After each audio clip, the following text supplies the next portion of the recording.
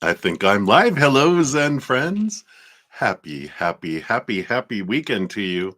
Hope you've had one full of amazing moments. Of course, as I say, they always are. Just sometimes our human can't see it yet. But welcome to another amazing day. I'm excited to see what Spirit brings through for us today. Before we get into all of that, though, you know I love to start off our sessions by bringing in beautiful love energy to help the world, to help ourselves prepare for messages from Spirit. So we'll do that here with the singing bowl. So I'll start off by taking a big deep breath, and we'll be coming back to this moment, out of the future, out of the past, coming back to the now. As we hit the singing bowl, we can just let that love flow in. Just imagine it going into our hearts and seeping out into all of our emotions, going up into our mind, into all our beliefs and our stories, into our energy fields, into our meridians that are go throughout our body, our big chakra system, our auras, to our physical bodies, into our bloodstream, into our tissues, our cells, our bones, our joints, our organs of our body. Just raising the love vibration in every area of our life and then flowing out to the world, letting it do what it needs to do out there to help raise the vibration of the collective and the planet. So we'll do all that. Something we can do while we're doing that too, that immediately starts helping us raise our love vibration, is think of just one thing that we're grateful for in this moment, right here, right now. Just from the being, the very being of our body, of our soul, of our whole humanity. Gratitude for that, and that just raises our love vibration. It puts us in a energy of receiving from Spirit, so we're open to receive the messages, but it also makes us a magnet for what we're grateful for as well. So I love that. So that's what we're going to do. So let's begin. If you'd like to join me, we'll start by taking a big deep breath. Hold it for as long as you'd like. Just please don't pass out. So here we go. Big deep breath in.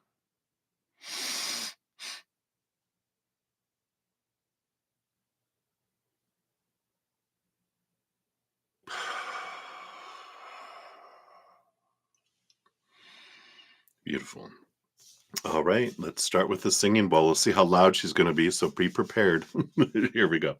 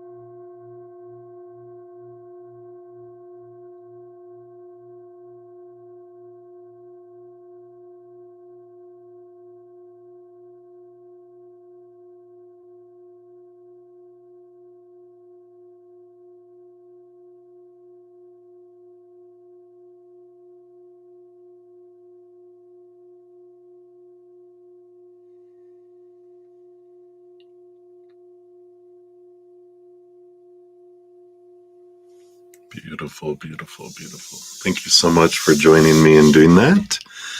Love, love, love the energy. We'll put her back here on her little shelf so she can watch over us. So, hello, everybody. Good to see everyone. Hello, hello, hello. Good morning. Good morning, the Debs. Hey, Deb, and Debbie O. Hello. Thank you. Wishing you a wonderful week as well. Good to have everyone here. We got Dijona and Starfall, Eagle and Jojo. Patricia, Ashish, Sun and Moon, hello, and Supernova, hello, hello. Maria P, of course, in the house. We have Swaroop, Yapuganti. I'm probably murdering that. My apologies. Hello, hello. Good to see you. Olivier Vagata, hello, my friend. Good to see you. Blessed Sunday to you, too. So happy to have everyone here, feeling your wonderful, wonderful energies. And we will get into everything here. Let me just grab some information here and we will get into it all. But if you're new to my channel and do these readings, welcome. We got a great group of Zen friends, huge hearts, huge, huge, huge hearts, and great senses of humor. We love to laugh. We love to share the love energy. So there's always room for more Zen friends. So welcome. You are always welcome here. If you want to know how the whole process works of readings, it's all down in the description box. Donations do get priority. We step out of the free readings, dive deeper, meaning we do pull more cards for those. Usually free readings are 1 to 2 cards. But we'll get into the tea, as they say, private eye, brudda-zen. We love that. We love to laugh and we love to cry. Yeah, there is no wrong emotion, right? We love to flow. Even tears of joy, as well as tears of release. So good point, Debbie O. If you want to make a donation, you can use the super chat at the bottom or in the description box of the video is the Venmo, the CashApp, the PayPal, and the Square. Whatever you want to give and how is up to you. I don't have any set dollar amounts. I know all of our finances, cost of living, the rate of exchange across the world, it's all different. It could be different across the city as far as cost of living and everything. So whatever you give from your heart is the perfect amount. So I am so grateful for your wonderful energy exchange. After I'm done with every session, I do post a pinned comment listing the order in which not the order so much as I put donations and free readings and then put all the who I gave readings for and the timestamps. That's the important thing. I'm trying to talk about timestamps. And you just click on it, it takes you right to your reading. So it's high tech, super fun. I think that's the main thing. I'm on for 3 hours, usually around a session. I always complete donations during my sessions on Sundays. Sunday.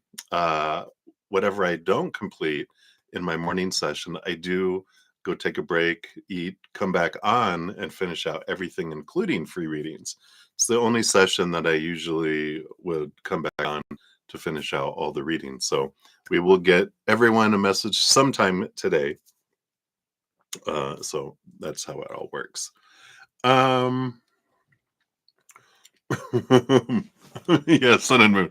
Some people call me, the nosy. They call me, I was going to say, the brudda-zen tea factory, brudda-zen PI. So we have very, very many names. But yeah, I forget who originally came up with calling me private investigator. And I'm like, I love it. So we'll be using the Tarot of Dreams today. It's a beautiful deck. It has some extra cards in it. And if you make a donation, 1 per session, you get a fortune cookie, which is from the fairy tale. Oops, there we go. A little brightness on there. Fairy tale heroine oracle. It's of course, the fairy tale stories, and I love those. Yeah, so I think that is everything. We will dive in here. Let me finish crunching my cough drop here. Clearing out the sinuses. We got been having some rain and now it's sunshiny, so the weed pollen is saying hello. All right. So for donations, where we're at right now, we will start off with Sun and Moon, and then we'll go to Supernova, Nova Rodriguez, and then we do have 2 for Maria P via the PayPal, and then we have Deb. You'll be up after that. So that is where we are at right now. So let us get this party started here. So as I said here, up first we'll have sun and moon. So let's grab your timestamp here and let's get into the groove. Is Madonna always saying, I know. I tell you, I'm an 80s music back in the day. So sun and moon. You'd like one of the deep dive nosy readings, the thoughts and feelings yesterday, today, and forever. Well, and next week.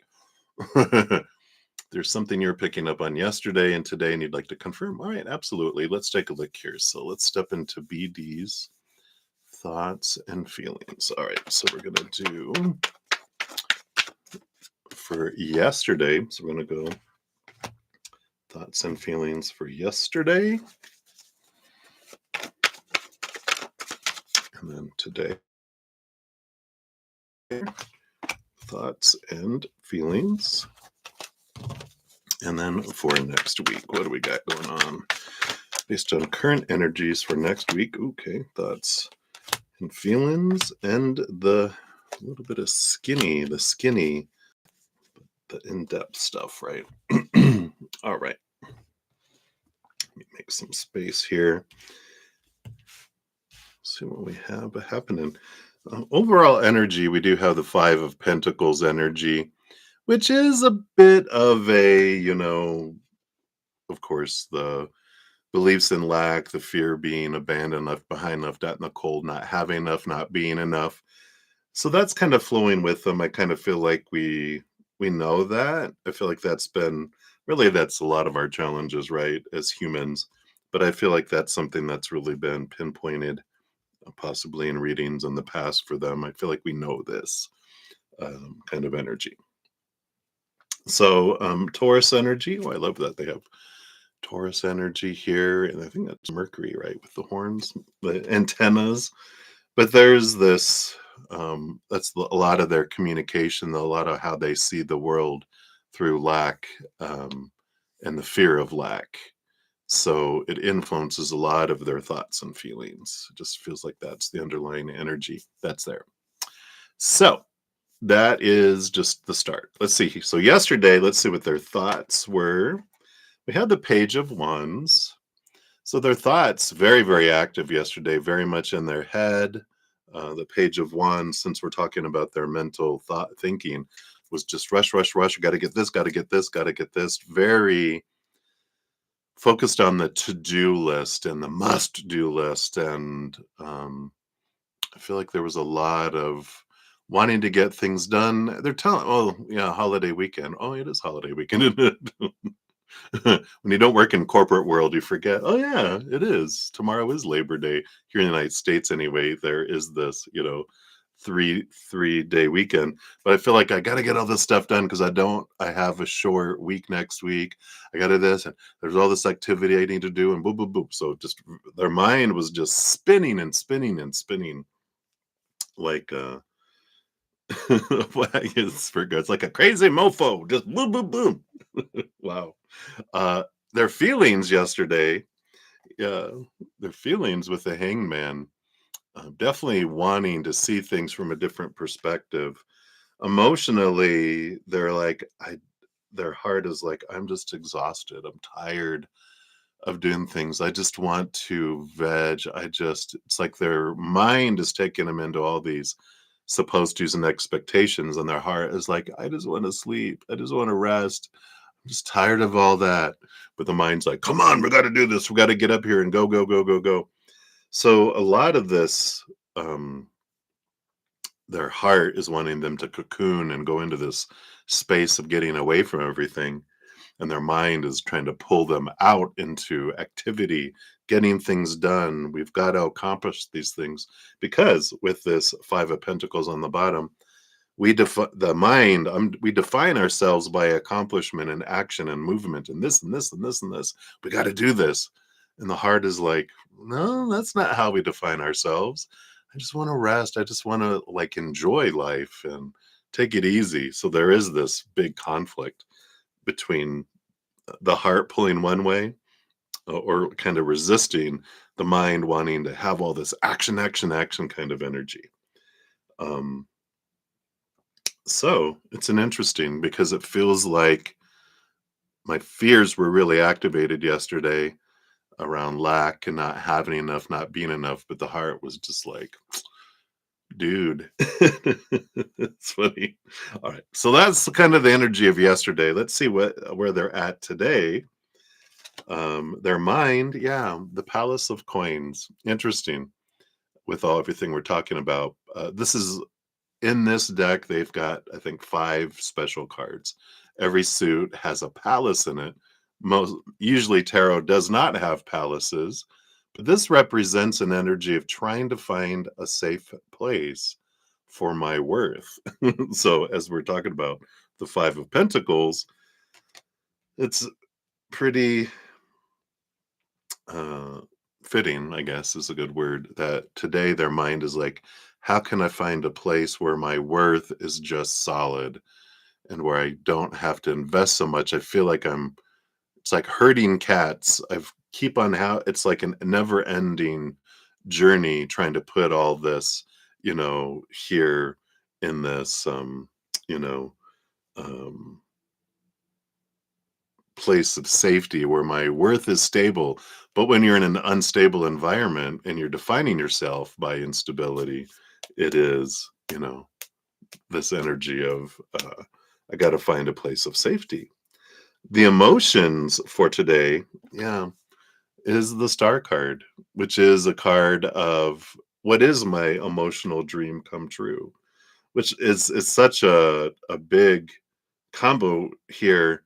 Today it just feels like because they're out of the spinning of things, the busyness of the rat race and the maze, I feel like today the heart is having a heart to heart with the mind, and the mind is like, all I want is to feel stable, with my worth and the outside world, in relationships, in jobs, and really I feel like jobs, and in body and in finances and in things is this energy that I'm in.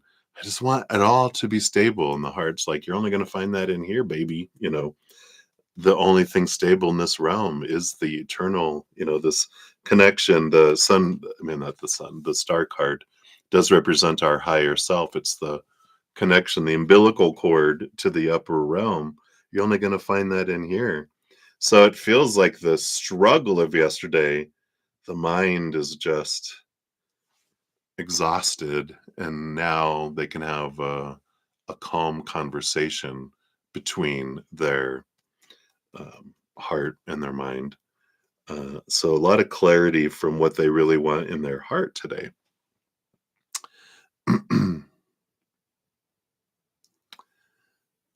Their heart was more, and this is their high heart, not the human emotional heart of gimme, gimme, gimme.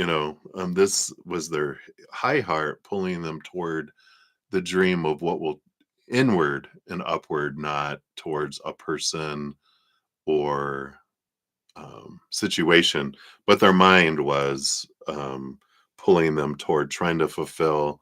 I need, these type of relationships with people, these types of accomplishments in career and education, these accomplishments in body and money and possessions, those 3 buckets. The mind was just freaking out trying to find it all there. They were drawing them toward more. I need someone more. I need something more, because it's the outside world is not fulfilling what they're hungry for. And so it's like the mind's answer is not different. It's, I just need more of what I've been trying to get, just more, because maybe that'll make me feel better. It's like, no, we're looking in the wrong place for the wrong stuff, looking for love in all the wrong places. Higher love can't be found out in lower vibration, can only be found in higher places, right? So this is a big energy of Well, it is very transformative energy, like the Hanged Man, which is I need something to be different. I'm exhausted. I'm mentally and energetically exhausted. And the heart is very loving. It doesn't go, "I told you so," but it would tell us, "I told you so," because it's been telling them for a long time. You're not gonna find what you're looking for out here. I'm sending out a homing signal. Come and pay attention inward and upward. Do some inner journeying, not outward, you know, um, I don't know, desperation, it almost feels like, right? So we'll take a look here. Hey, Debbie, another Debbie. My Debs are in the house. Let's see what else we have going on here. So this is next week. What's going on in their mind next week? Wow, it's just kind of continues doing a lot of this. We'll do this first. We have the Queen of Pentacles. So in their mind, this the Queen of Coin. So Five of Coins, Palace of Coins, Queen of Coins. I'm trying to find what will make me feel full, what will make me feel this way, right? And they have the Seven of Swords, which represents how their own thoughts and beliefs and mindsets are really um, deceiving them, stealing opportunities, taking them down these roads on these quests out there that you're not going to find it out there. And that's what they're searching for here, too, the Palace of Swords. It's like I'm trying to find answers. I'm trying to find answers to the quest of the mind. It's almost like it even reminds me what they're wearing of like the Riddler, except it's sunflowers instead of question marks. But it is. I'm seeing the Riddler in my head. It's like I'm trying to find the answers to all these riddles of my life. What? But it is there to this, which makes sense with all of this eclipse energy that we're in, the energy that we're all as humanity are in. And this is a huge year of transformation and having our core shaken, our beliefs shaken.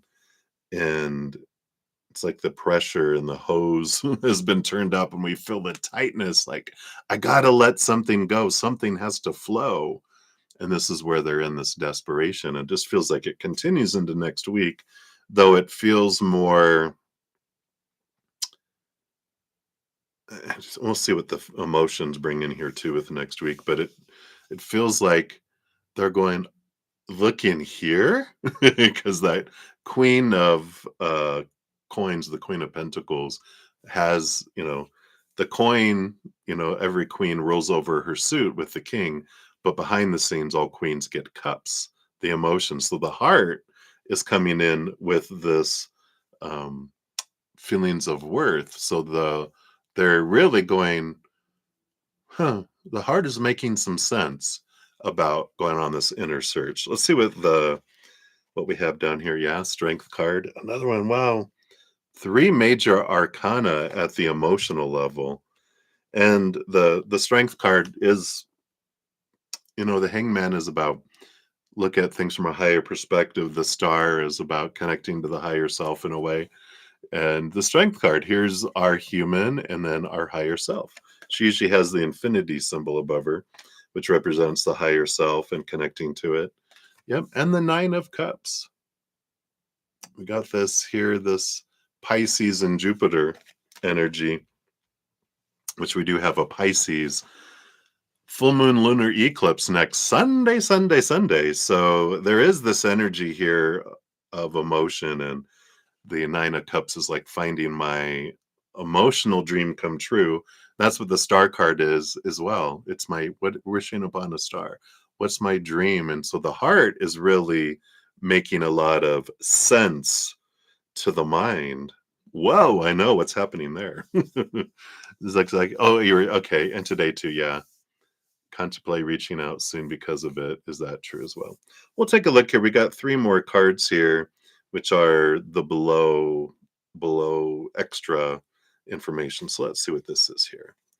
Yeah, I love this. They start off with the Five of Coins, and they're headed towards the Six of Coins, which is an energy of understanding and balance of their worth. And so there is this focus of on themselves right now, of getting into that nitty-gritty of where is this out of balance, over giving energy that I feel I have to give so much to deserve so little. So they are in a midst of trying to find their worth, and they're on this inner journey. So let's see what else we have here too. And the three of coins. Yeah. What do I need to be true to my authentic self? Oh my gosh. And the seven of coins. So they definitely are on this. I mean, it's all about worth, right? It's all about um, discovering that what I've been looking for in my life, all that, relationships, situations, and things haven't brought me the fruit and the feeling I've wanted. So they're really, what am I going to do next? I got to be true to me, and I got to understand this. So definitely a lot of grounding energy. We got Capricorn energy, which is having them question some long held beliefs. When we're talking about them reaching out soon, I don't feel like it's soon, right? Based on current energies, especially with the Seven of Pentacles, I feel like they're changing the way they're looking at things. But I also feel like they're taking the time and they're realizing I need to go in here, not out here. Um, so I don't feel like there's this um, soon reaching out based on current energy anyway, because there's a lot of this pulling in, especially with this Pisces full moon lunar eclipse. It takes us inward. Pisces energy is going into the depths of our soul, and we've got that energy already impacting us. It's a eclipse season, so it's been impacting us a while, but it is coming to a culmination here next Sunday. So we've got all this energy leading up this week into it and the following week.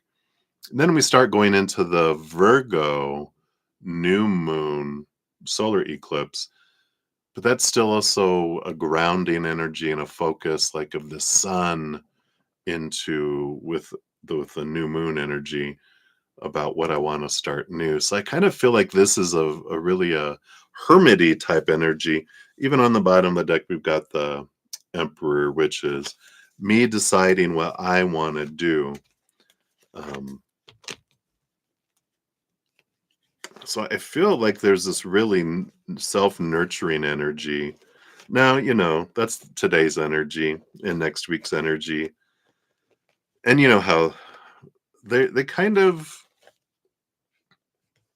it's not like I get some people that have huge ADHD and they're running all over the place and going here and going there and blah blah blah, and it's hard to pin down.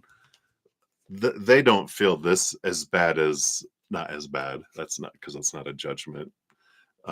We all have some ADHD. We're all on the spectrum of some sort, right? But there's this suddenness of, they just will get a little spark that comes out of nowhere and it creates a fire within them. And I feel like they're really like, I'm going to do this and I'm going to go in here and I'm going to look at this. I need to really look at this. And oh, bright, shiny thing. I feel like they do have that kind of energy where they'll go off on a bunny trail and spark, and they could have this because it's way back here in my mind of, who could help me with this? And I feel like that's when they would call, is if this gets activated back here, if the little ember drifts over and sets the little haystack on fire, they'll be like, oh, who could really ground me? Because I feel like that's something you've been in their life, is a grounding energy. They're like, who can really point me in a direction? I don't want them to help me. I don't want them to give me all the answers. I got to do it myself energy. That's funny. But I feel like they'll tell me, right? So I feel like that's when it would happen, but I don't feel like it's on current energy. It's not in front of them. It's more something that would, with all the activity, might fall off the shelf and create a fire, and then, oh, I'm going to do this, right? You can also, you can't make decisions for them, of course, But you can send out your love energy, right? If if you're like, I want them to contact me, I want them to contact me, it'll push it away, right? But if you focus on the conversations we've had before, what I do love about them, and send them love energy, that can be like a boop. They're like, what was that? So it can help get their attention. Um, but of course, ultimately, it depends on what's going on with them. Let's see what your fortune cookie brings in here too. So I'm glad that confirmed what you were picking up. You were like, all right, all right. We've got the fairy. Yeah. Card number 10. It's the 10 of, is that pentagons? Let's see here. So fairies represent the other world in all its beauty and danger. In most of the stories where they appear, they're decidedly ambiguous in nature and are certainly never to be disrespected. They're quick to take offense, and their retribution is usually severe. Fairies at best can be capricious, and apart from an occasional fairy godmother, they never have the best interest of humans at heart. At worst, fairies are dangerous, destructive, or spiteful spirits who will try to lead humans astray and tempt them away from safe paths. That's just stories of humanity in the past.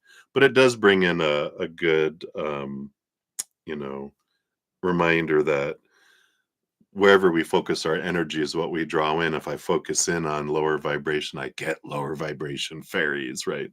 If I focus on higher vibration, then I get fairy godmothers, right? I get the higher vibration. Fairies will often try to lure humans into their world, a place where time passes differently and from which escape is impossible. They're also masters of illusion, experts in disguise. I feel like in this case, they're saying fairies are these thoughts and beliefs and mindsets. These are the things that take us astray. These are the things that influence us and take us into these places where we feel trapped and small. So it's a lot of a mental journey, I feel, that's going on. They'll reel in a human by adopting a beautiful appearance, but behind the illusion, as with the ugly changeling, that they'll leave in place of a stolen human child, nothing is exactly what it seems. Yeah. So this is all about how they're seeing their world and the release of, it's like the Eight of Swords, releasing thoughts and beliefs and mindsets that make me feel blinded and bound and trapped and restricted. So the questions that come up with this card, which can be for them that they're contemplating, but of course we all can glean from all these fortune cookies, right? It says, are you being tempted off the path by an illusion? How can you learn to trust the evidence of your senses and your intuition? I love this because this is you, right? I'm learning to trust my intuition, and getting the confirmation is like, yep, that's what I was feeling. Ding, ding, ding. And really clarifying the voices in our head, right? Which are of my human and which are of spirit. So I love that energy. There is this 10 energy of endings and beginnings, which is the eclipse energy that we're in. So this is really adding a lot of oomph to their adventure. So hopefully that helps. That's what they have for you right now, Sun and Moon. So thank you again for your donation. Greatly appreciate that. All right. So up next, we'll have Nova, and then Maria P times 2, and then Rocky Mountain Deb. And then we have Love Within. You'll be up after that. Yeah, there's no other donations came in. So the email, let me just grab that and put you on the list here. So I stay on track, because we all know brudda-zen needs to stay on track. All right, so let's jump in here. So Supernova, you're at 3444. You're very welcome, Sun and Moon. All right. So here is your timestamp. All these fours, solid energies. And 444 is a special like message from angels letting you know that they're with you, which is so perfect because your question is about your spirit guide. So I love that. So you want to know, what does Kurt the spirit guide want you to know? Yes, you're still going through, but suddenly now you're 20. I know. Happy birthday. I think Deb said happy birthday to you too. So happy birthday to you. You're in the big 2-0. Oh, I know. That's scary. Scary AF. I love it. Yeah, right. So what should you know around that, around turning 20? And then also, is he still one of your spirit guides? Just curious about that. Yeah, he definitely is. Um, he will be, he'll be your spirit guide. He's one of your main spirit guides, if not the main spirit guide for you for this entire lifetime. So he will be with you your entire lifetime. You know, we have like spirit guides that are with us every single lifetime in expression. It's a small group. And then we each lifetime that we have each expression, we have people that come on just for this adventure. And then we have spirit guides that come in and out of our this one lifetime during special, they're like specialists who come in as well. So we've got all of this individuals, but we are surrounded by a multitude of thousands and thousands of beings of unconditional love and light with ancestral energy and starseed collective energy that we are a part of or have been a part of. We got so many people that we're connected with, souls on the other side, spirit beings on the other side, that we're never alone. Which that could be scary, right? For a human. Oh my God, what? They're watching everything. But there's no judgment either. They're just like, they're along for the ride. Woohoo, let's go. So they are your spirit guide for here. So let's see what Kurt is bringing in here. Just what does he want to know in general right now? We got this. We got this. I feel like I want these two here. And this one is really talking to. All right. And then what does he want to know for your wonderful timing? Of course, in spirit world, there's no time. There's like, you're what? Oh, 20. Well, that's how many times you've been around the sun, how many laps you've made. Okay. Yeah, what do you need to know about that? Let's take a look here. All right. I feel like those. Not this one, but not that one. And those. Okay, let's see what we got here. Yeah. I like it. You got the Wheel of Fortune as your underlying energy with the Jupiter abundance, fullness energy that comes in. And it is. It's an energy of course, it's funny. Another decade, 10 years, 10 years, you know. Um, and what an adventure. You've had a full 20 years of life already.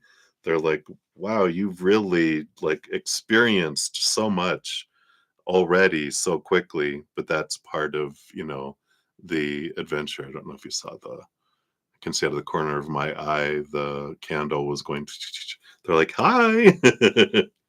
But it is for you. It's like realizing that every moment in our life is for us. It's the for tune, the tune of for you. Of course, he's going to bring in tune because, of course, he was in music and you are in music.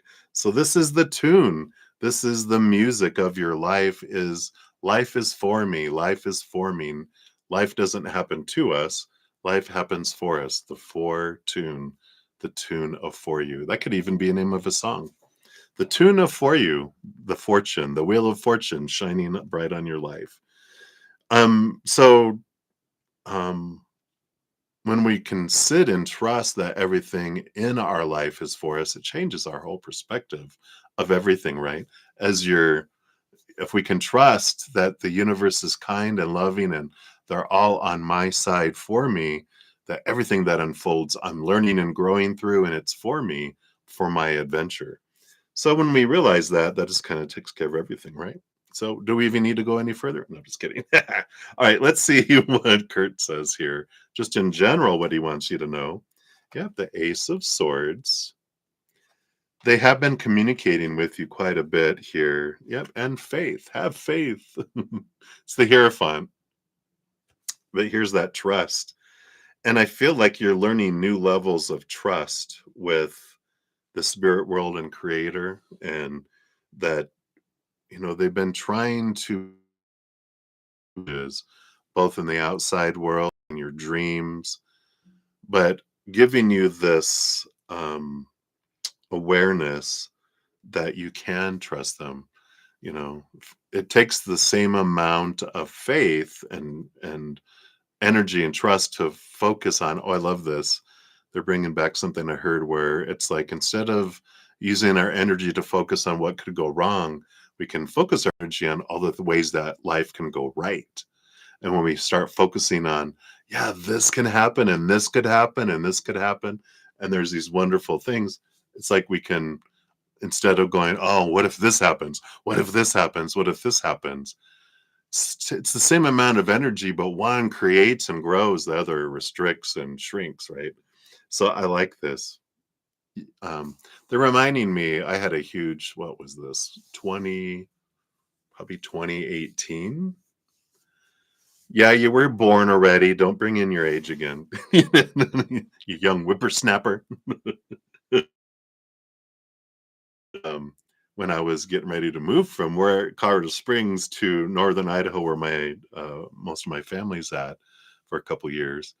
I had so much to get done, and I was so stressed, and it was like, I had it was overwhelming for me. And but I heard the whisper of Creator, and they were like, "Do you trust me?" And I'm like, "Wow!" It makes me kind of didn't just go, "Yeah, yeah, I do." I'm like, when they're asking me, they know my heart, they know me. I'm not just going to answer. I'm going to really answer it truthfully. Do I trust you, Creator? And I'm like, I do trust you. And then they ask, do you love me? And I'm like, I do. And it just brings you to a different space once we realize I do and I can trust you. I may not trust fickle humans, because we all know we have a little small inner child that when it feels unsafe and out of control, boom, we go out of control, right? We throw the brain out, the compassion, love, and intelligence. We're a 2-year-old with its pet hissing cat, right? We talk about that all the time, right? We're just doing whatever we feel crazily to try to feel safe again. So when we trust a human and they go into fear, they will withdraw and abandon us out of survival. When they calm down, they'll return. But that feeling of abandonment makes us not trust humans. And then we don't realize, of course, Creator never goes into fear. They don't have anything to fear. They're not human. um, you know so we can trust them that they will never abandon us, and that will always bring us everything we need in each moment. And sitting in that is an amazing, just you can take a deep breath and exhale and let it go and surrender, right? So I love that. Let's see what else we have here for you. You got the Four of Wands, joyful gathering and celebration, along with the Ten of Coins, and abundance, fullness, energy coming in here, and the Seven of Swords coming in. Underneath all that, yeah, we have the Ten of Swords. That makes sense. So there is this opportunity for abundance and joyful gatherings, which can be singing, of course, is your joy. Singing opportunities, playing music opportunities, getting together with people who share your joy, which they're bringing in, meeting your tribe of musicians, those from your past lives that are in human form that are coming across your path. That there is, but the Seven of Swords is this little noodle up here. This, as someone calls it, the meatloaf between the ears, is full of these mindsets of supposed to be, should be, need to be, that can be released. And that's what the Ten of Swords is letting go of the expectations of how things are supposed to unfold. That's what takes us, you know, our projection of the future is based on our memories of the past. So we get trapped into restricting life by our previous experiences and projecting past into the future, when the future can be something brand new and be things that we can't even imagine, because all we can imagine is what we've experienced and what we've seen, but there's so much more. So I like this letting go of the mind and following the joy of the heart, is what they just want you to know generally. Now, about turning 20, let's take a look here. Yeah, Palace of Wands. This is all about this is unique to this deck, the palaces. Palace of Wands is like finding a place to express your energy, to express your passion, finding this safe space to do that. And that is what is being formed around you, through people being brought across your path. And they're just like, it's an adventure. It's a journey. Just know that things are being put in place. So as time progresses, it's also bringing things in. So I'm hearing time lapse photography. They're like, oh, okay. So when you're looking at life, there's these moments of change, of change, of change, of change, of change. And this is an important time in the time lapsing of change. That's going to be such an amazing, like your first 10 years was all about emotional, um, challenge and experience moving into your mind. And then the last 10 years from when you were 10 to 20 has been about filing those, becoming aware of things, transforming things, putting things into containers, so that you can continue to transform them from 20 to 30, where you're going to be able to express things in such a different way. So they're like, it's scary because you're coming to the completion of the 7 years of your emotional child, from, conception to 7 years old, the development of your mental child from 7 to 14, and then your physical adventure from 14 to 21. And it is like, oh, whoa, but it's you're getting ready to go on the adventure with all of your inner children.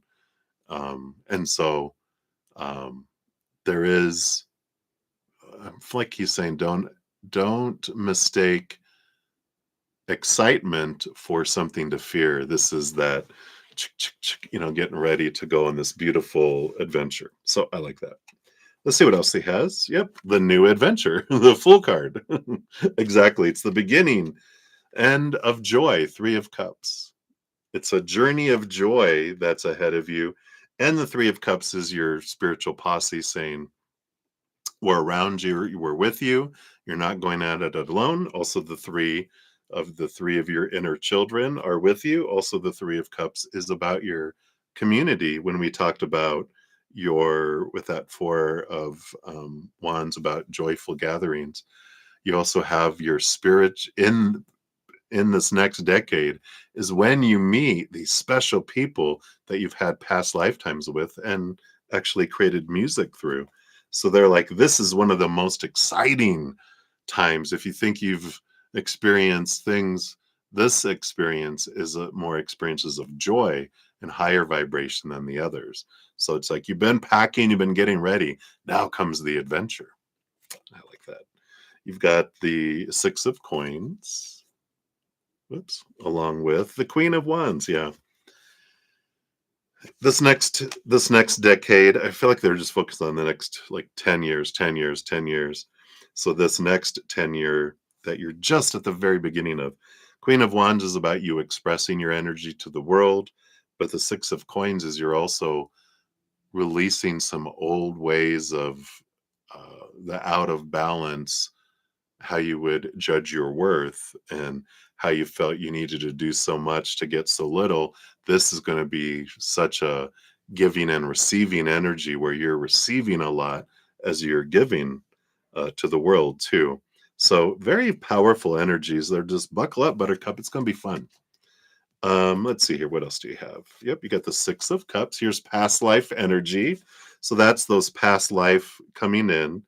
You got the 8 of Swords, like we talked about, letting go of your old thoughts and beliefs and mindsets that don't serve you anymore. Those that would have made you feel blinded and bound and trapped and restricted and powerless and blah, blah, blah. That 7 of Swords we talked about. You have the Strength card. Here's your Leo energy. that you were born to be seen. You were born to be in the spotlight. So it's part of your adventure. And the chariot, victory, movement. And it's all about power of choice. They're like realizing that your life is yours, that there's not a ton of faded things. You do have some faded things in your life that you wanted to accomplish, but so much of it is your adventure and your power of choice that, we've talked about that a lot before, right? Like every moment you get to choose the story with your mind of what things mean. Life is meaningless. It just is until you assign a story to it. So you get to be the storyteller, both of your own life and sharing your life with others, right? But you get to choose the story. You get to choose each emotion, what you want to feel in the moment too, right?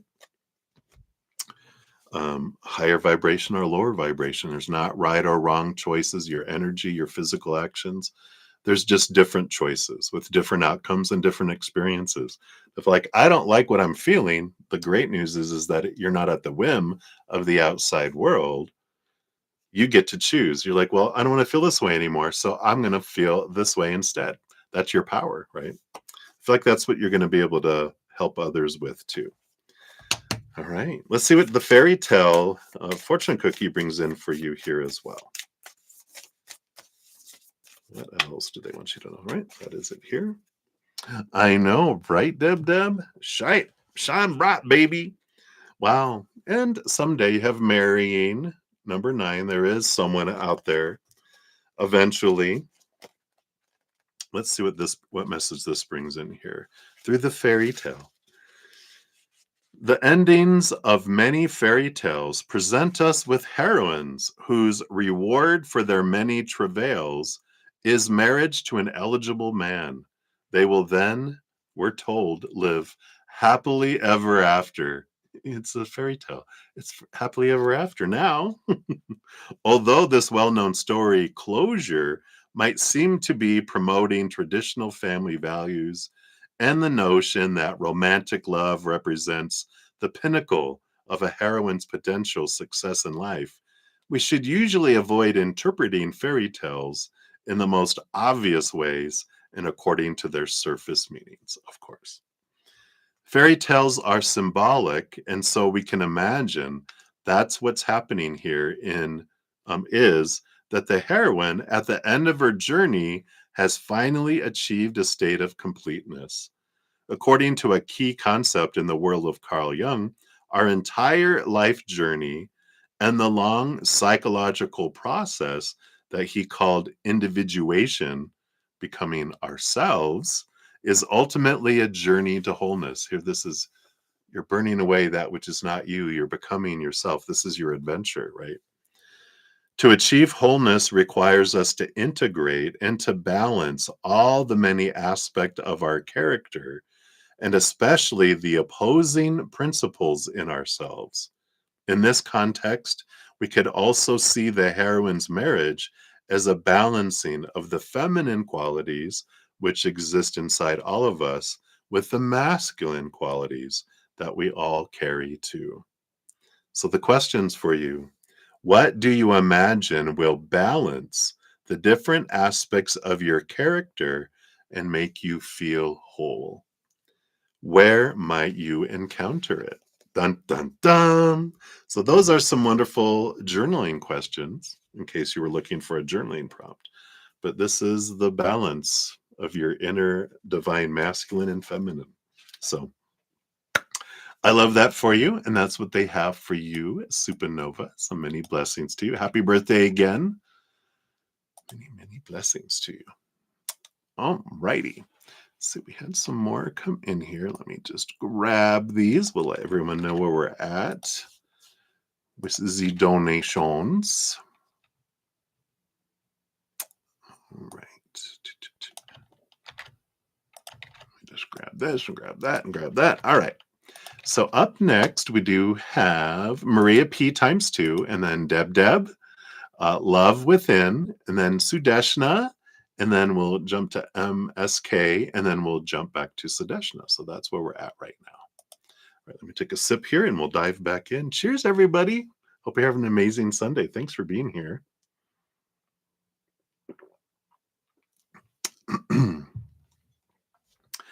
All right. So, Maria P, we're at 5521.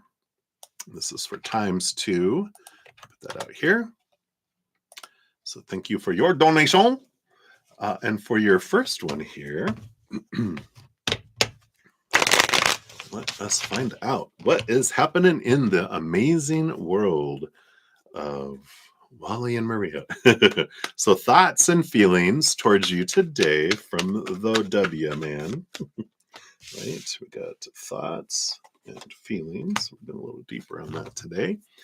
What is he up to today? Okay. How many times will you see him this coming week here? Okay. Looks like maybe 2, possibility of a 3rd. We'll see what this is about. Updates on the dark side. Okay.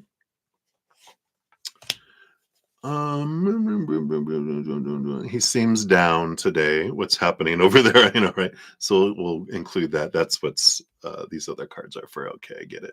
Does he know that you would love to sleep next to him every night? Okay. And then does he also, right?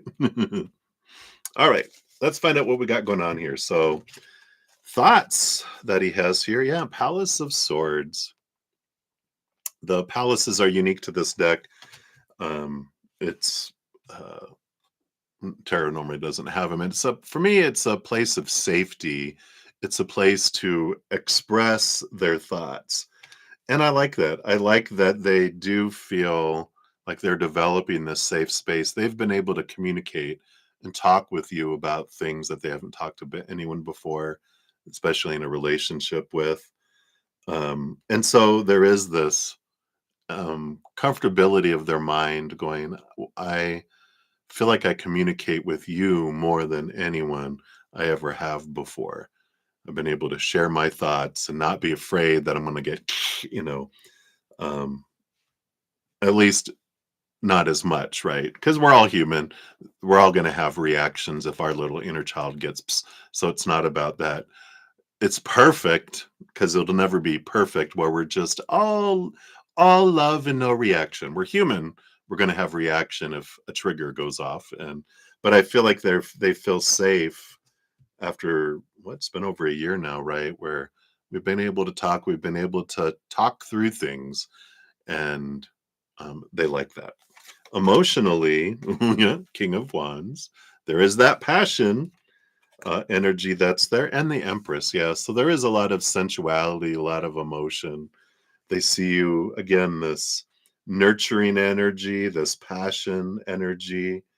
There's a lot of emotion through the Empress rules over all 4 queens, and all 4 queens have emotion. So they all donate all this emotion to the Empress. Plus, the Queen of Cups gives another one. So 5 parts emotion, and then 1 part fire, 1 part earth, 1 part fire, right? So there's a lot of emotion that's focusing on her. So their heart is, it's like passion can be bridled. They can control their passions. Um, but they're really becoming really, it's like new levels of emotional feeling and expression and allowing themselves to feel with you. So I like that.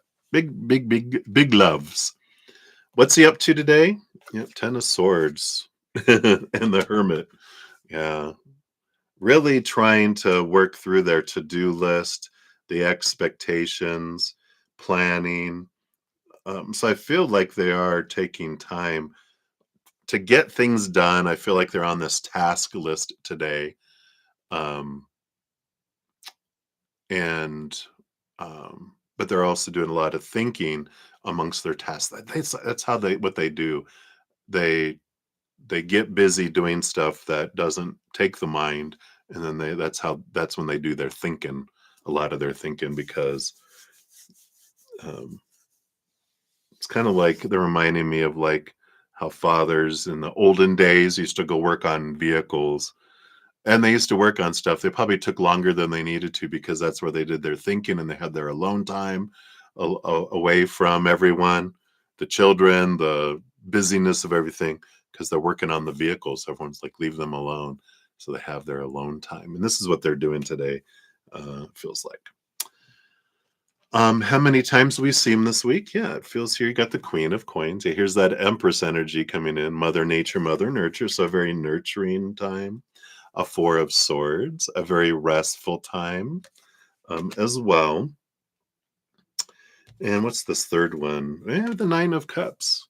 I feel like there is an opportunity here of a third one that just feels like a dream come true. It's like, oh, what, really? We get to? It's like I feel like it's a surprise. I feel like it's an energy of change where it's unexpected. So it becomes, oh, wow, right? Because if I expect it and I get it, we're just breaking even, right? It's like, okay, I got what I wanted. But if I don't expect it and something happens, all this abundance happens. And I feel like, but now you might expect a third one. So don't expect it. Darn. But yeah, but I feel like something's unexpected, a third one. So that's what's coming in right now for today's energy anyway. Updates on the dark side. Three of Wands, yeah. Changes of direction. Got the sun and Aries up there, which is about looking at change, looking at new beginnings, looking at going with new information. A new direction is like I thought this is how things were going to go. Now I'm taking an off ramp. So there is, and that makes sense with all this thinking that they're doing, that they're finding alternate routes and the change of direction away from the relationship or the past that they had, right? He seems down today. What's happening over there? Page of Swords, a lot of thinking with the Page of Swords and the Nine of Wands. Yeah, the barriers that they feel here. So they're trying to find this way and they're doing a lot of thinking. I feel like part of what seems like they're down is that they're out of here and they're really up here. So it feels like maybe from your perspective, because you pick up on their emotions, that their emotions seem less, that their emotions seem like distant, but it's just that the energy's been rerouted into the noggin. And in activity, they're doing a lot of stuff, but they're also doing a lot of thinking. And some of their thinking is, well, I can do this. No, keep hitting a wall. I can't get past that in my mind. All right. Well, what if I do this? Hitting a wall. So they're like, all the plans that they had before, they are like, this isn't going to work. That's not going to work. That's not going to work. So they're feeling like this because, and I feel like they got the dragon shared. I don't want that. No, no, no. And so they've like, well, those are out of order right now. So I got to find a different way. So I feel like there's a little bit of disappointment in all the plans I was trying to make and do kind of been shut down by the dragon, as we call her. So resistance, the barrier, no, no, no, no, no. And like, all right, I got to find a way around this. And I feel like that's combination of that. Does he know that you love to sleep next to him? Do you think he knows? The sun card, bright bigness and everything, and yeah, he definitely knows. It's obvious, like it's obvious, like this giant bright thing in the sky, right? It's as obvious as the sun during the daylight. You cannot not see it. Does he feel the same? We have the Tower card here, which the Tower card, it's an interesting energy, right? Because this is that fear of abandonment, right? The fear of something being suddenly removed out of my life.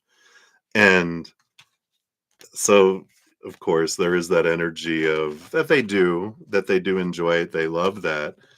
But there is that fear. What if I get used to this? If we go to this step, it's one step closer to things going up or things going away, because that's what the only two ways that this goes is we grow closer together or it's over. and they don't want to feel that being ripped away. It's like, I don't want the puppy, and not that you're a dog or a puppy, but it's that same kind of energy of, I don't want to get used to the puppy if the puppy's going to go away. Um, and and it's not like they are making you go away. They're afraid that you will abandon them, because that's that underlying energy that they're working through from their childhood, right? All right. So that's number one. I feel like we'll pull the fortune cookie after number two. I'll put that here. All right. So thank you for your dual donations. So let's see what else we have here. Shuffle this up. And then anything that spirit wants you to know about your relationship with Wally. So what's important for you to know?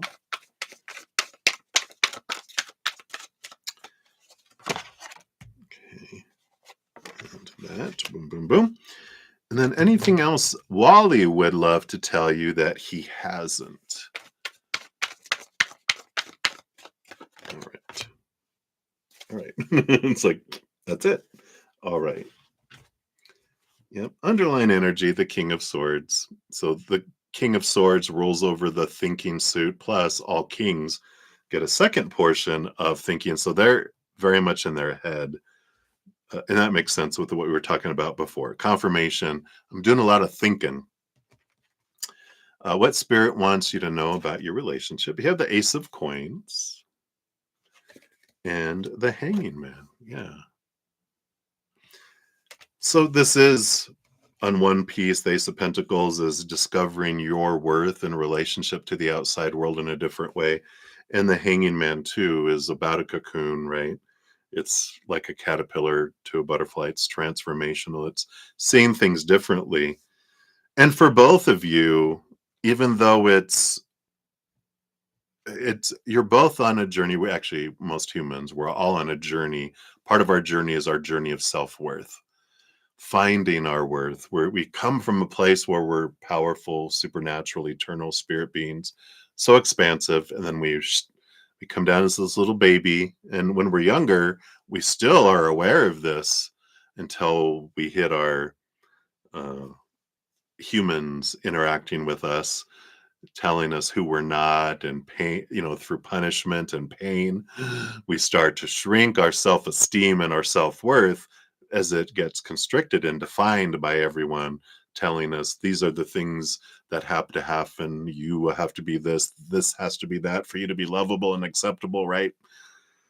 It's all a release of all those thoughts and beliefs as we go through time, to dismantle those, to burn those away. And you're both on this journey. This is part of the reason of your guys' relationship. From his standpoint, like his fear of abandonment, not being good enough, goes back to his childhood. So he's learning about releasing these old things, and through this mirror of you.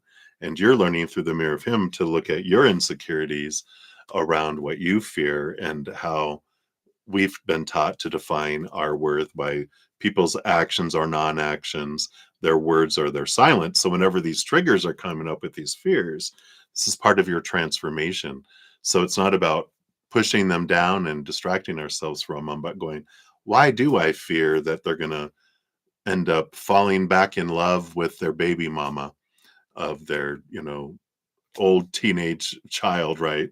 And you're like, why do I fear that? What do I fear that means about me? So there's this transformative energy, and it's like, just know that it's not, when we get stuck into focusing on what this is supposed to be for me and mean about me and blah, blah, blah, blah, blah, as the triggers come up, this is our journey. It's more than just this human interacting with a human. It's always the reason behind the scenes of why we wanted to experience this. So you can ask yourself, even do a daily little journal for a while, maybe if it resonates, what gift is in this for me? What is it teaching me about me? I love that. Right. And then let's see, what was the second piece? Was anything else that Wally would love to tell you that he hasn't? All right. The 10 of Wands. Okay. with the Five of Swords. Okay. And the Two of Coins, the Two of Pentacles. Yeah. This is this battle between the head and the heart, and the 10 of Wands is a lot of energy being invested, right? The burden that they're feeling torn between their head and their heart, what their heart wants to do and what their head is struggling with, and this balance they're trying to get to be able to move forward. I feel like here, and we'll see what this other card is here in a sec, because this is the underlying energy below this, but they want to say this first, that he would want to tell you, I want so much for us, but I'm also have a lot of fears and I'm afraid. And I would love to tell you that so that you could understand a lot of where all this is coming from. But they haven't told anyone about this ever. And they are, like we had before with the Palace of Swords, they are learning that they can talk to you about a lot of things they haven't talked about people before. But this is such the biggest fear of their life, of fear of being abandoned, and that their heart wants to leap forward. It wants to do this. The mind wants to support the heart, but it also has a lot of safety things in front that keep it from going forward as fast as their heart would want to go. And I feel like, they want to tell you, they'd want to tell you that, but also they know if they tell you that just, they already feel like they're disappointing you and that they're not moving as fast as you'd want them to, because that matches their heart is like, yeah, exactly. We should be moving like at the speed she wants. But the mind's like, oh, no, no, no, no. Because if we rush, then this happens and everything explodes and we lose everything. And, and so there's this battle going on, and they're like, but I don't want to tell you that. When I'm scared to tell you that, because I don't want to appear weak, and uh, to be vulnerable. They have been coming more and more vulnerable, but that still there's a great piece of vulnerability there, and also that it would make you even more unhappy because it would encourage you going, yes, yes, yes, yes, go, go, go, go, go, and you're like, but my mind's keeping me from doing that. Oh, come on, it would just amplify the disappointment you have in them. So understand where they're coming from here. Yeah. And then the Knight of Cups. Here's the, I want to move on my emotion. I want to move forward. I want this. I want to be this knight in shining armor. I want this romance. I want it to go, faster, because the Knight of Cups is, and the Knight of Swords, those are fast moving. Knight of Wands is the fastest moving, of course. Knight of Pentacles is the slowest. They're in the middle. Like, I want to move faster than I have been, but my fears are holding me back. And so they'd want you to know that. They would like to tell you that, but for those reasons we talked about, they hold back, at least for now. All right, let's see what your fortune cookie is for your readings here. Thank you again for your dual donations. All right, here it is. And you've got saving. Number 10, the giant and saving the child. Let's take a look here. What is this? The 10 of circles. Here we go. So, European fairy tales are brimming over with heroines who are quite different from the passive, often rather insipid princesses who haunt some versions of these stories that young people are presented with in books and movies today. When it's required, the feisty young women in the tales that have been handed down to us from the oral tradition are perfectly capable of saving not only themselves, but their husbands and sisters too. I like this, realizing you don't need a hero, you are your own heroine. And that's a good message that comes in, right? We talk about that someone isn't your life, someone isn't your hero. You are your own hero. You are your life. Someone can just share it with you. What's especially delightful about such stories is that the heroine's ability to save herself or others arises not from physical strength or conquest, but from courage, quick thinking, and an ability to outwit the antagonist. or from an archetypal feminine capacity to create and give life. In the well-known Norwegian fairy tale East of the Sun, West of the Moon, a girl who has married a great white bear sets off on a long quest to find him after he's been lost. She eventually rescues him from the witch queen who we're going to call her the witch queen now, aren't we? The witch queen, his wicked stepmother, and transforms him back into his human form.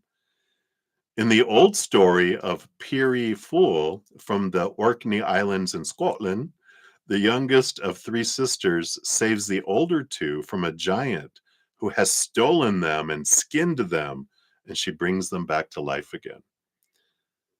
So, what at this stage of your journey needs to be brought back to life again? And what precious part of you can you save from destruction? I like that because I feel like that is coming back to you, remembering your life is you, not someone else, right? I feel like that's a big piece, but I love that for you. So that is what they have for you, my dear. So many blessings to you. Thank you again for your dual donations. All right. So let me just grab some info here. We got this one. Give you guys an update where we're at on donations. If you guys are waiting for free readings, donations do get priority. We dive deeper into those too. Whatever I don't get to in the 3 hours that I'm on, I do come back later to finish everything. So if I don't get to you in the next couple hours, we will get to all readings sometime today. So just know you have messages from Spirit a coming. All right. So up next we do have Rocky Mountain Deb. So Deb, and then Love Within, and then Sudeshna, and then MSK, then back to Sudeshna. And then Diana, we have you times 2. And Jojo, we have you times 2 as well. So that is where we're at. I know, been busy having fun lately. I'm glad. All right, so Deb, your timestamp is 1:17:33. Nice little 3-3 action going on there. Just move that up there. There we go.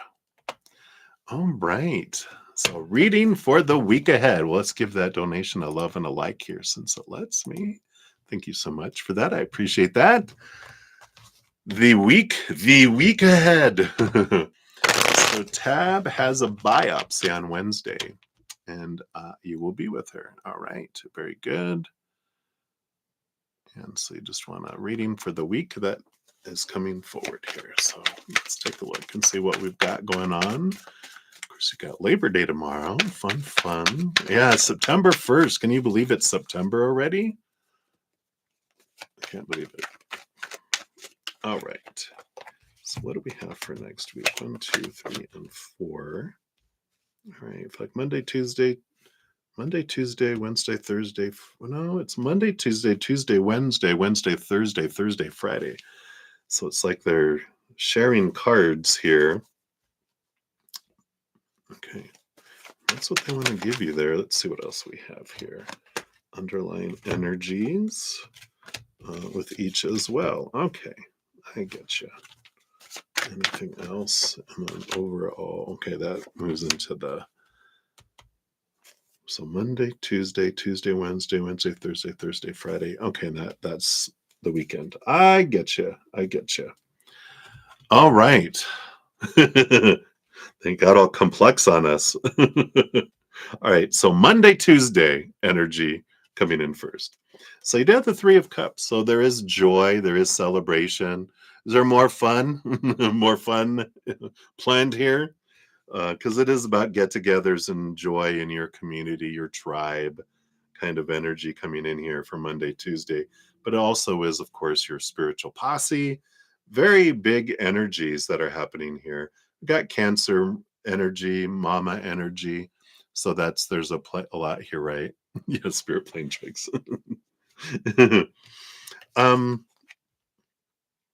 So I like that kind of energy. It is very much feeling spirit move, feeling community, feeling a togetherness, a belonging, both in physical world, emotional world, and spiritual world. So the first couple of days do feel very, very that. Um, the energy underneath, yeah, Empress, Mother Nature, Mother Nurture. So a lot of Mama energy again, a lot of emotional energy, but birthing energy.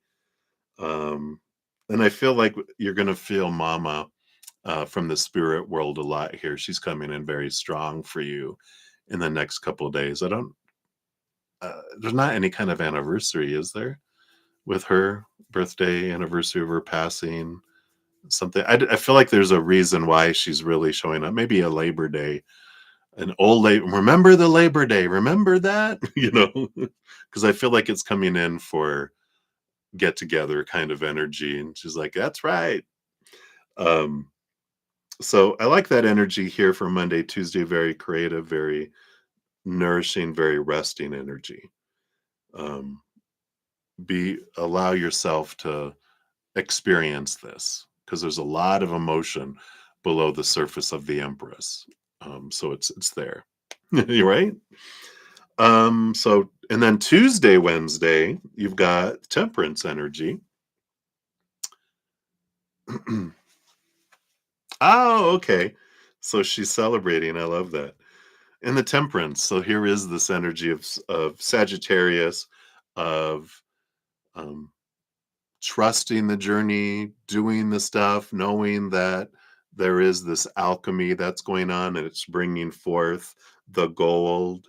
Just, allow the energy to flow and allow yourself to step forward in patience, knowing everything that even though you can't see things unfolding in huge ways, that things are unfolding and moving and heading toward. Um, whatever this is that we're trying to be patient about. You have the Knight of Cups. Yep, it's the quest for self love that's coming in here. So I like this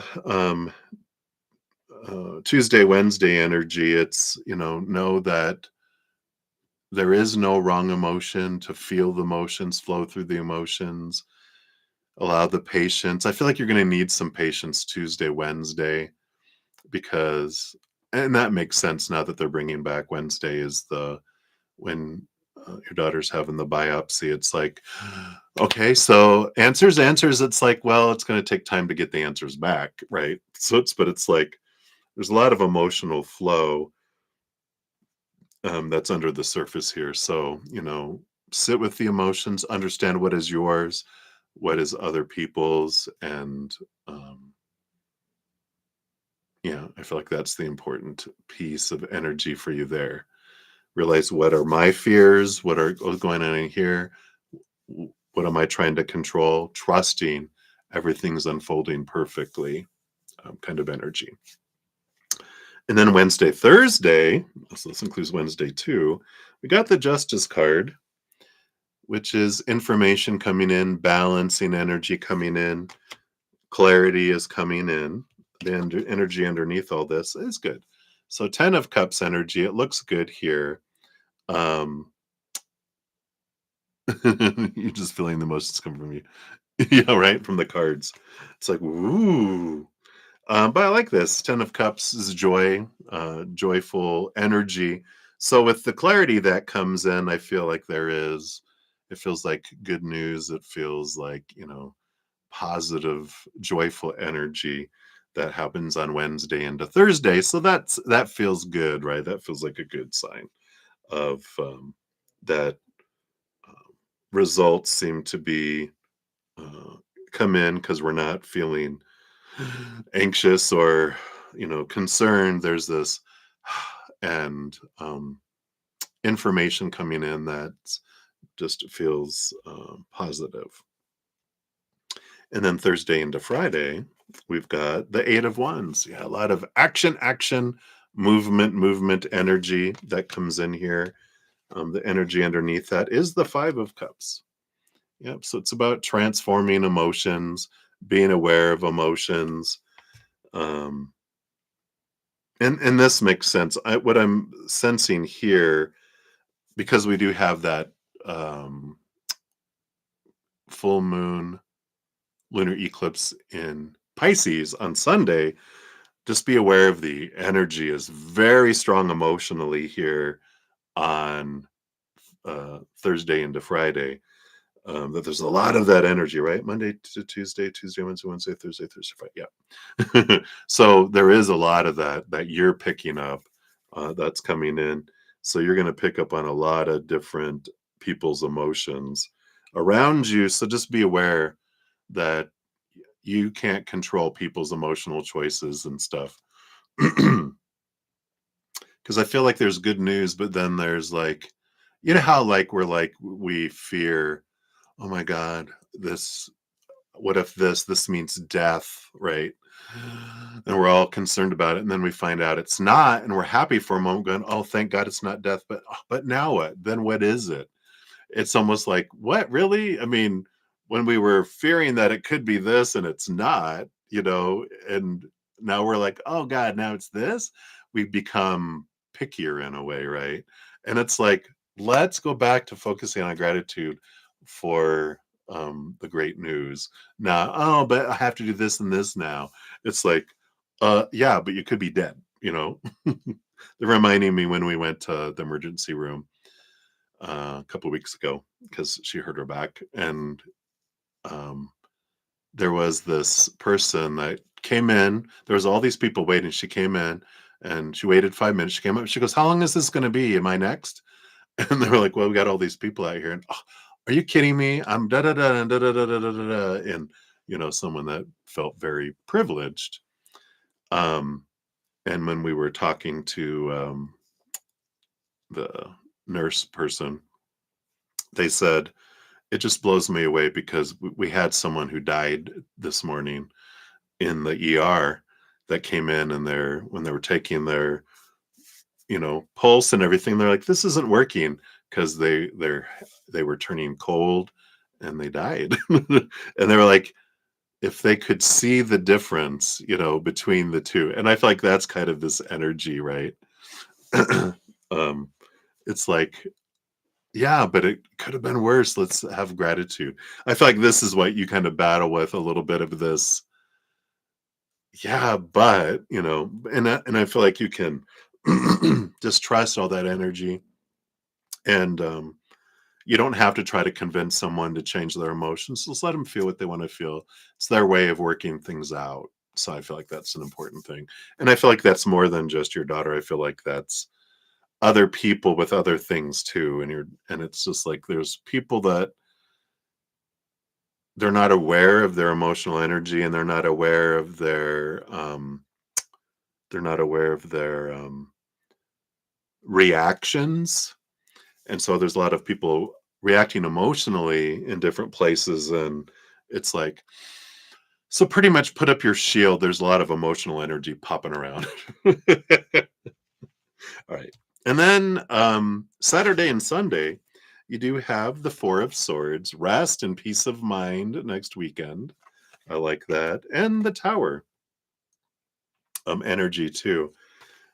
And I like this because they wanted these to come out together, not be like Saturday and Sunday. This is the weekend. Is you can rest your mind, trusting, of course, that everything unfolds for us. The Tower always is removing something out of our life, that it brings something for us. But I like this resting of the mind, this this ease of mind of the Tower, of the fear that something's going to be taken suddenly from you. And I feel like that's kind of this week, is facing the fear of, it could be facing the fear of losing a child. It could be other things that pop up, but it's helping you release, which is what all this eclipse energy does for us, right? It helps us let go of stuff that doesn't serve anymore. But one, I feel like you are also seeing, of course, a year ago, how you would have responded to something like this, the year before that, the year before that. Look how you're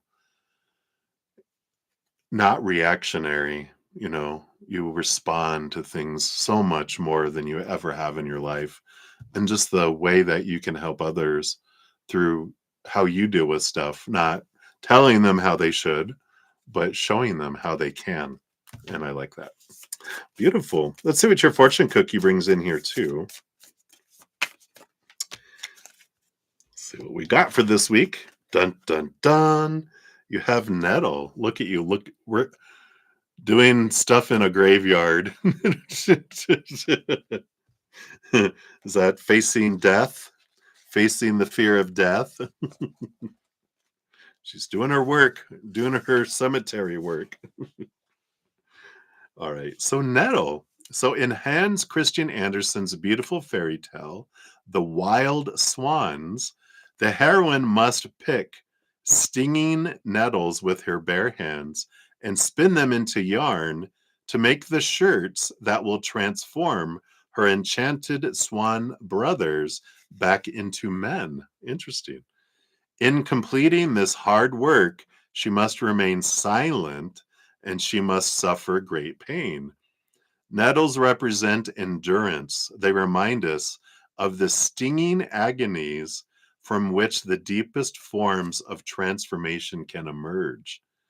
They tell us not to be afraid of pain and despair, because out of the difficult work, something beautiful will be born, right? This is exactly what we're talking about. Nettle then is a medicine plant which teaches us how to transmute painful life experiences into personal change and growth. It reminds us of our own resilience and power, even when we're unable to speak out. It shows us how to cope with impossible situations and find a way out of seemingly overwhelming difficulties. Above all, it's a counterpoint to despair. Your questions: what are you enduring in your life right now? And what can you create out of the stinging pain? That's what we're saying here this week is this energy. I feel like it is the fear of death, right?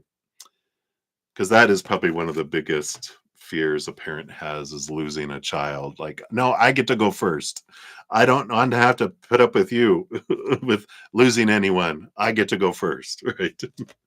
But it's that fear of what am I fearing? I would be okay.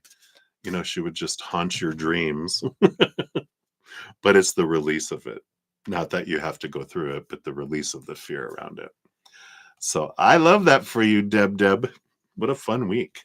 So cheers. Thank you again for your donation. Good to see you. Continue on your fun journey path, right?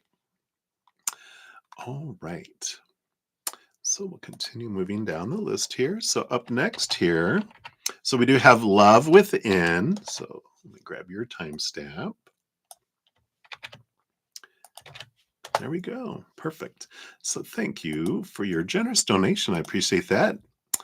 Give that a love and a like since it lets me. And you want to know, what does your work look like in the near future? It's been slow lately. All right, let's take a look here, love.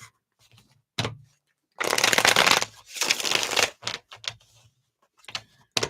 it a little shuffle. Thank you, Deb. All right, so let's take a look here. I want to find out what has the slowness, anything we can know about the slowness, anything that you need to be aware of. And then what is coming here? Oh, okay, this leads to this. I feel like it leads to this, that. Okay, just underline energy overall. All right, we got it. Excuse me, goodness. All right, let me just scooch these. I feel like this is the way it is set up. All right, so love within. We have the Ace of Wands as the overall energy on the bottom of the deck, and I love this. You are very welcome.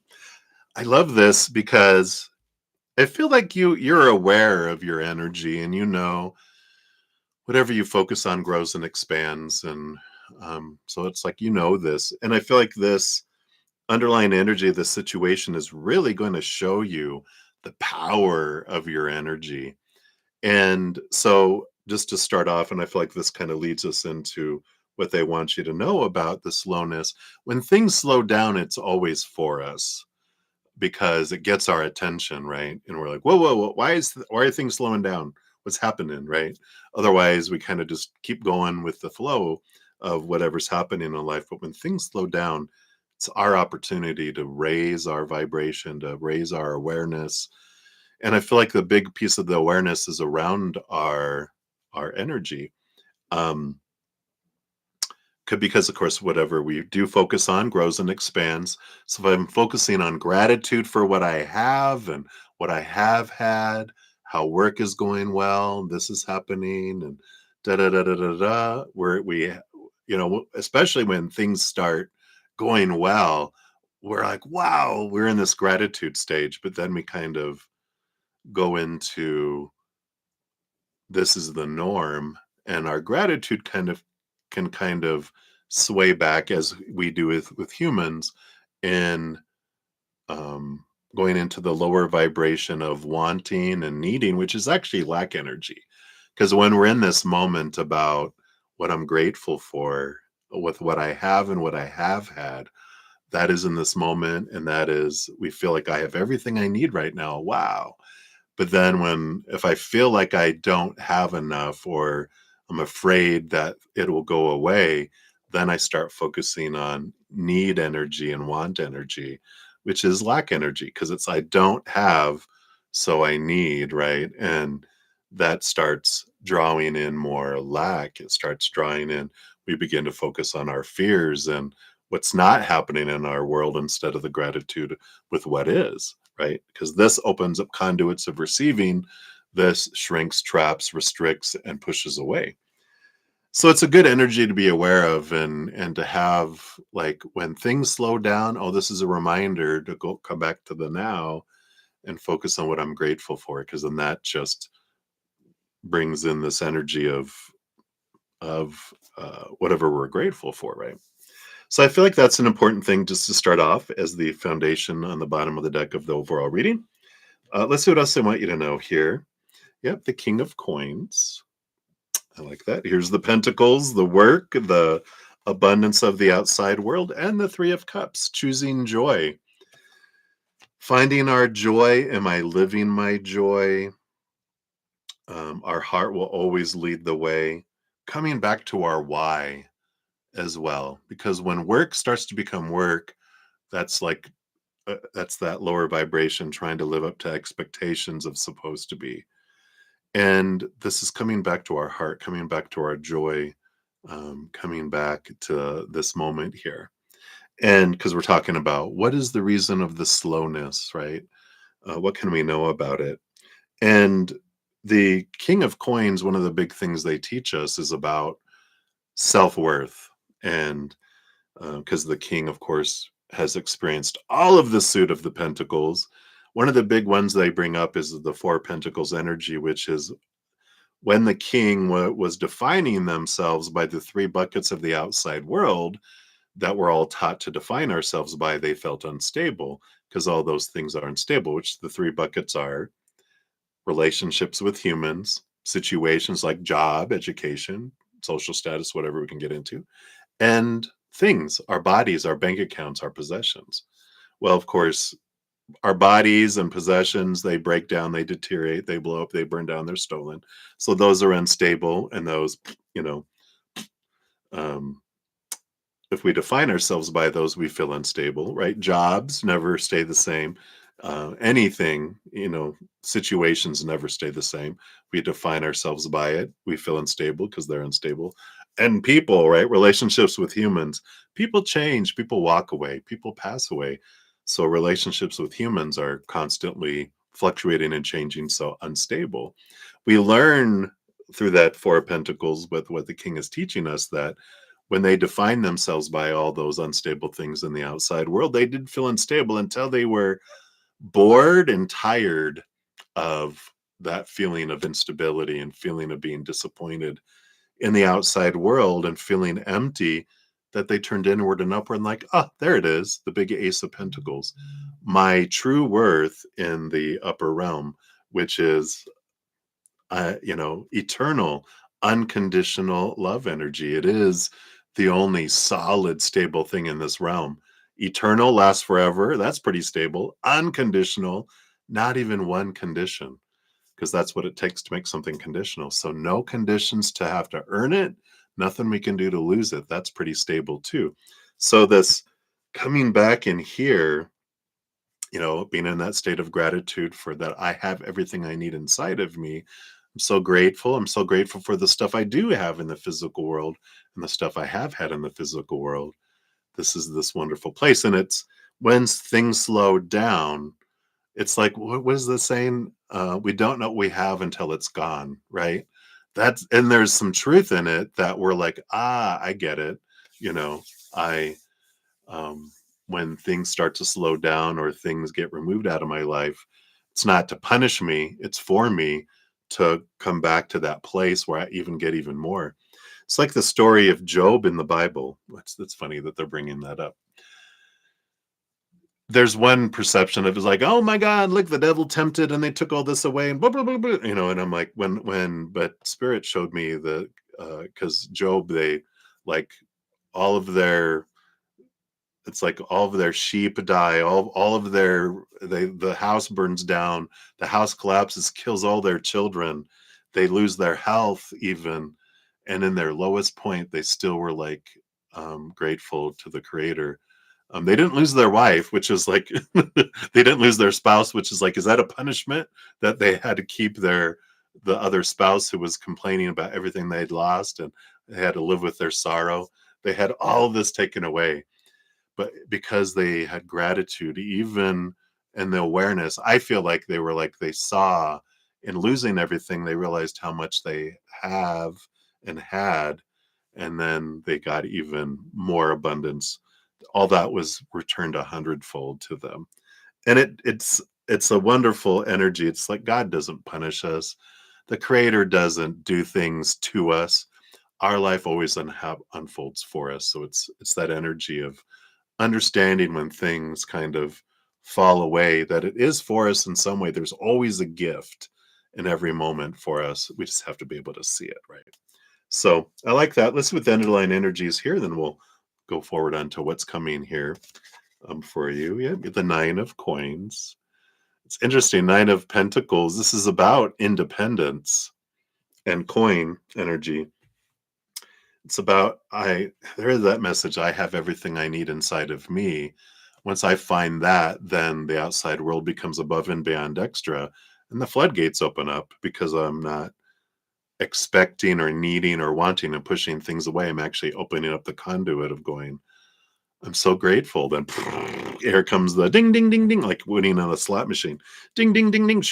All the coin, all the abundance comes flowing in because we find it in here. We let go of the attachment of our worth to the outside world, right?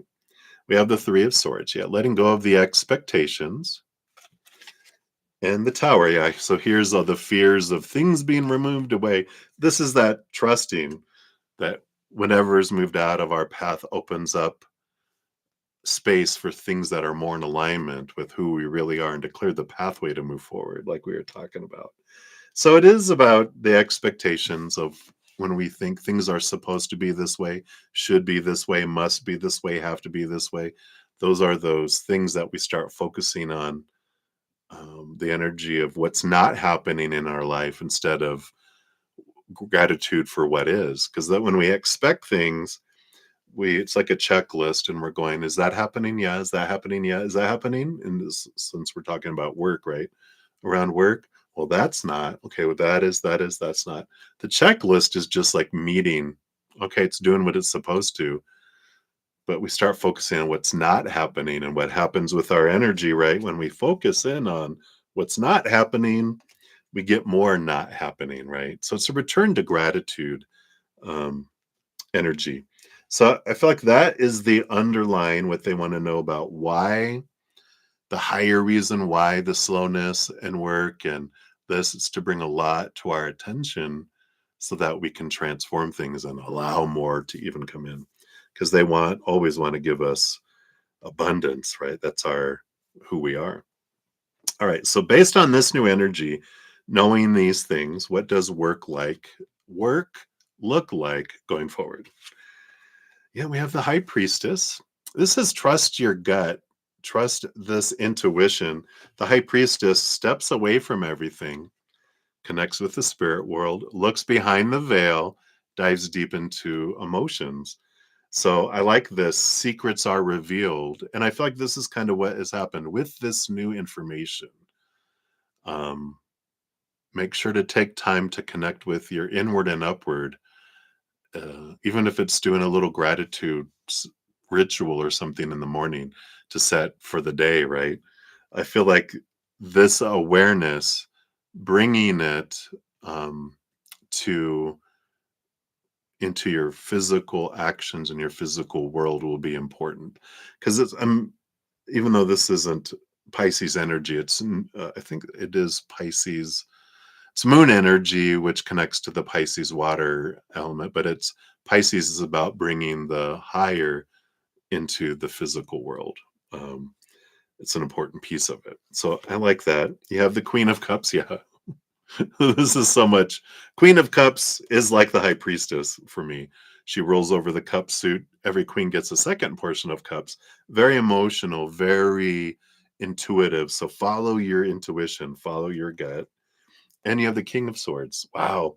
I love this balance between the head and the heart, because the Queen of Cups is let's see, two parts emotion.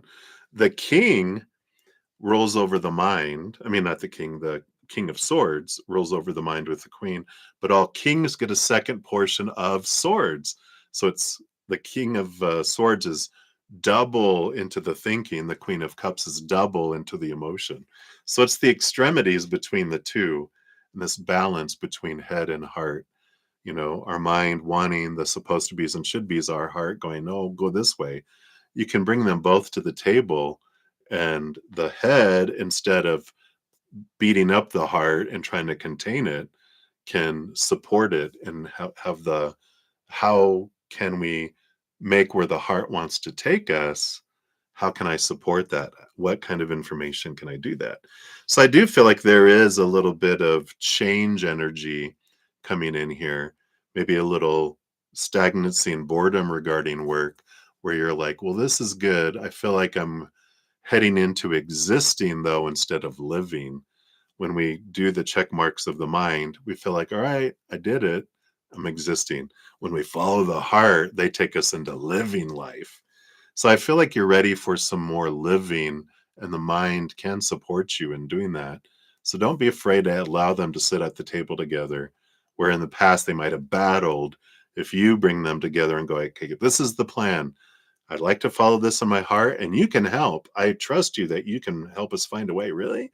All right. As long as they have something to do, they're like, I'm on board. So I like that. Let's see what else we got. Yeah, the Three of Coins, the Three of Pentacles. So this is a good abundance energy coming in. It's a lot about creativity. It also is about being true to my authentic self, and not feeling like I have to do things like everyone else has. What is a creative way I can bring all of this together? So I feel like there is it's like inspiration that's been coming within you about something else you want to do, and you can uniquely join things together with work to offer something exciting and new that other people will be excited about because you will be excited about it. But so hopefully that makes sense, and something that you've been wanting to do, like, oh, I have to do this, but I'd love to do this. Well, why can't I do this? Kind of energy. I like that. You have the Two of Wands, which is planning. Here's the joining together of two things. Two of Wands kind of goes back to that, whatever I focus my energy on. If I feel I can't do it, I'm right. If I feel I can do it, I'm right. But I also feel like this is joining two things together, and a new birth with that Aries energy, and Venus energy, following the heart, putting energy.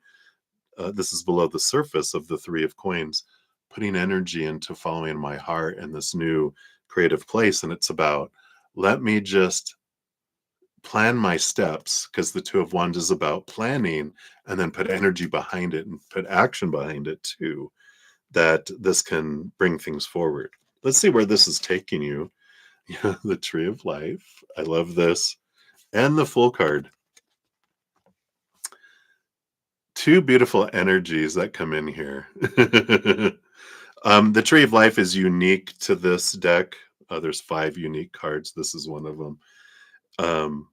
And the Tree of Life, it's from the Kabbalah or Kabbalah. Some of the Kabbalists call it, or Kabbalists. um, it is the path of life. It's from the soul down to humanity, and then the reversal, the path back to our higher self.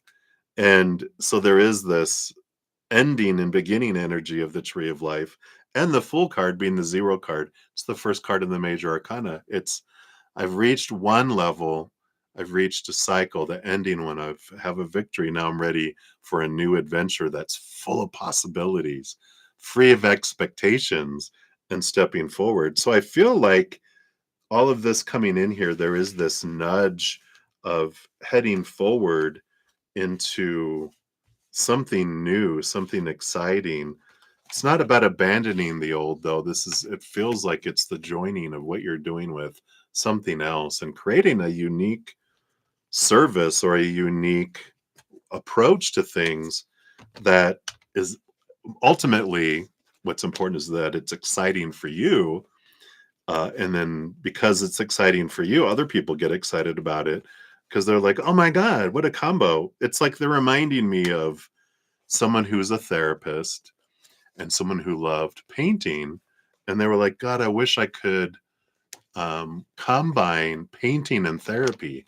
And lo and behold, they did. They created paint therapy. And it's something huge that has helped so many people. But who would have thunk? Really? Psychology with artistry? You know, two different things, but really they are able to be powerful together. So I love that for you. Let's see what your fortune cookie brings in. But I feel like if you put action toward that, when we follow our heart, everything else follows. You know, abundance follows our heart naturally. When we try really hard with our brain, eh, when we just flow with our heart, that just again puts us in this space of gratitude, and stuff just flows in. So, and I'm like, here's your fortune cookie. Let's see what else we have here for you. Yeah, we got the Sacrifice. Number 7. I like this before I read this because that's like, I feel like that's one of our thoughts that blocks us. One is that I have to work hard to have success. That's a big old lie from our human side. It's like, oh, success has to be hard or everyone would do it. It's like, that's a good brain little small belief, limiting belief. We can instead believe that abundance comes to me easily and effortlessly because I deserve it. I have unconditional love from the higher realms. We're taught as children, you got to earn your reward. That's what teachers and parents and everyone teaches us, right? I'm not just going to give you something, you have to earn it. I'm trying to teach you something. Yeah, you're teaching me lack. Thanks. Instead of abundance flows to us easily and effortlessly. All right. So sacrifice. Beauty willingly leaves her family. Oh, this is Beauty. Oh, is this Beauty and the Beast? That must be the Beauty and the Beast story. We'll see here in a moment.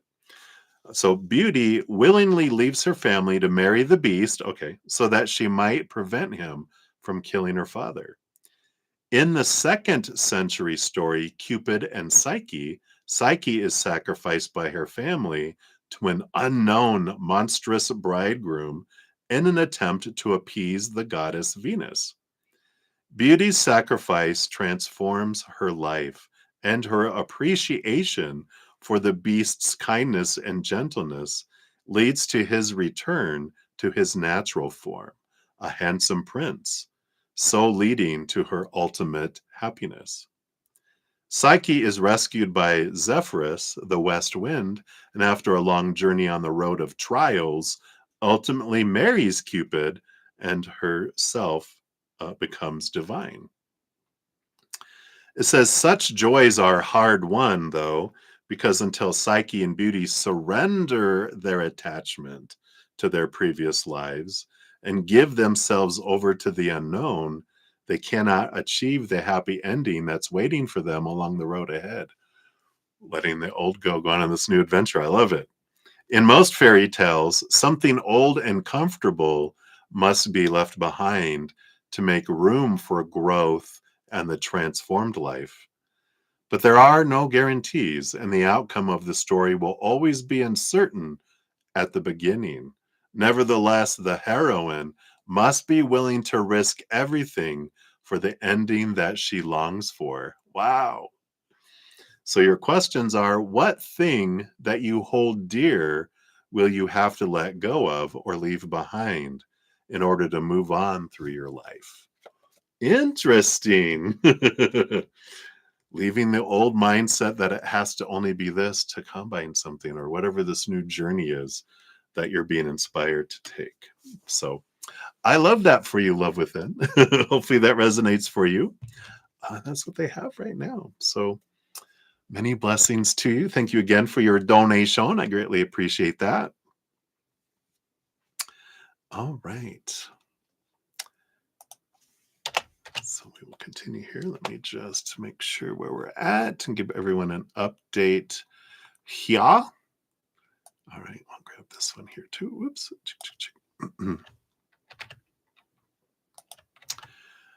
All right, so up next we have Sudeshna and then MSK and then back to Sudeshna and then Diana ×2 and then Johanna ×2 and then Michelle Smith via CashApp.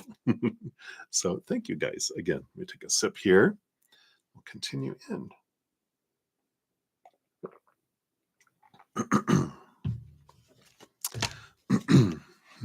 Hey, Dinah, sipping some tea in brudda-zen's lovely tea shop. I know, right? I love it.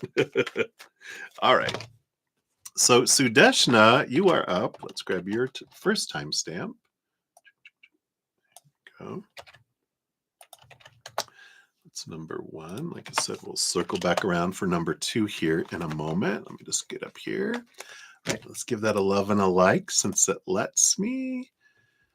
And you're like, for the month of September, what's coming? Love, career, and health. I know. Can you believe it? Tomorrow is September 1st. Today is happy August. Hope you had an amazing fast. I don't know where it went. But I hear that's part of the new energy that we're feeling is time is speeding up for a lot of people that are raising your vibration. Time is like go, go, go, go, right? All right, so let's take a look here. What do they want you to know around love for September?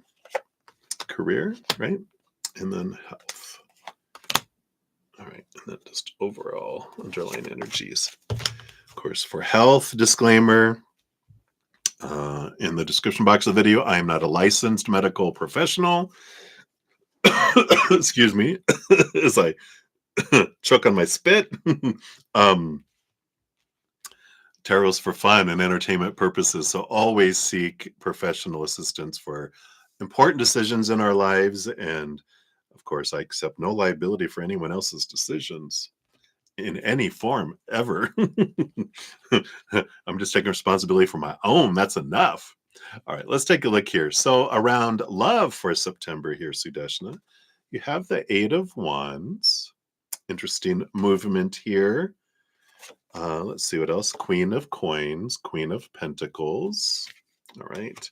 And the 4 of Wands.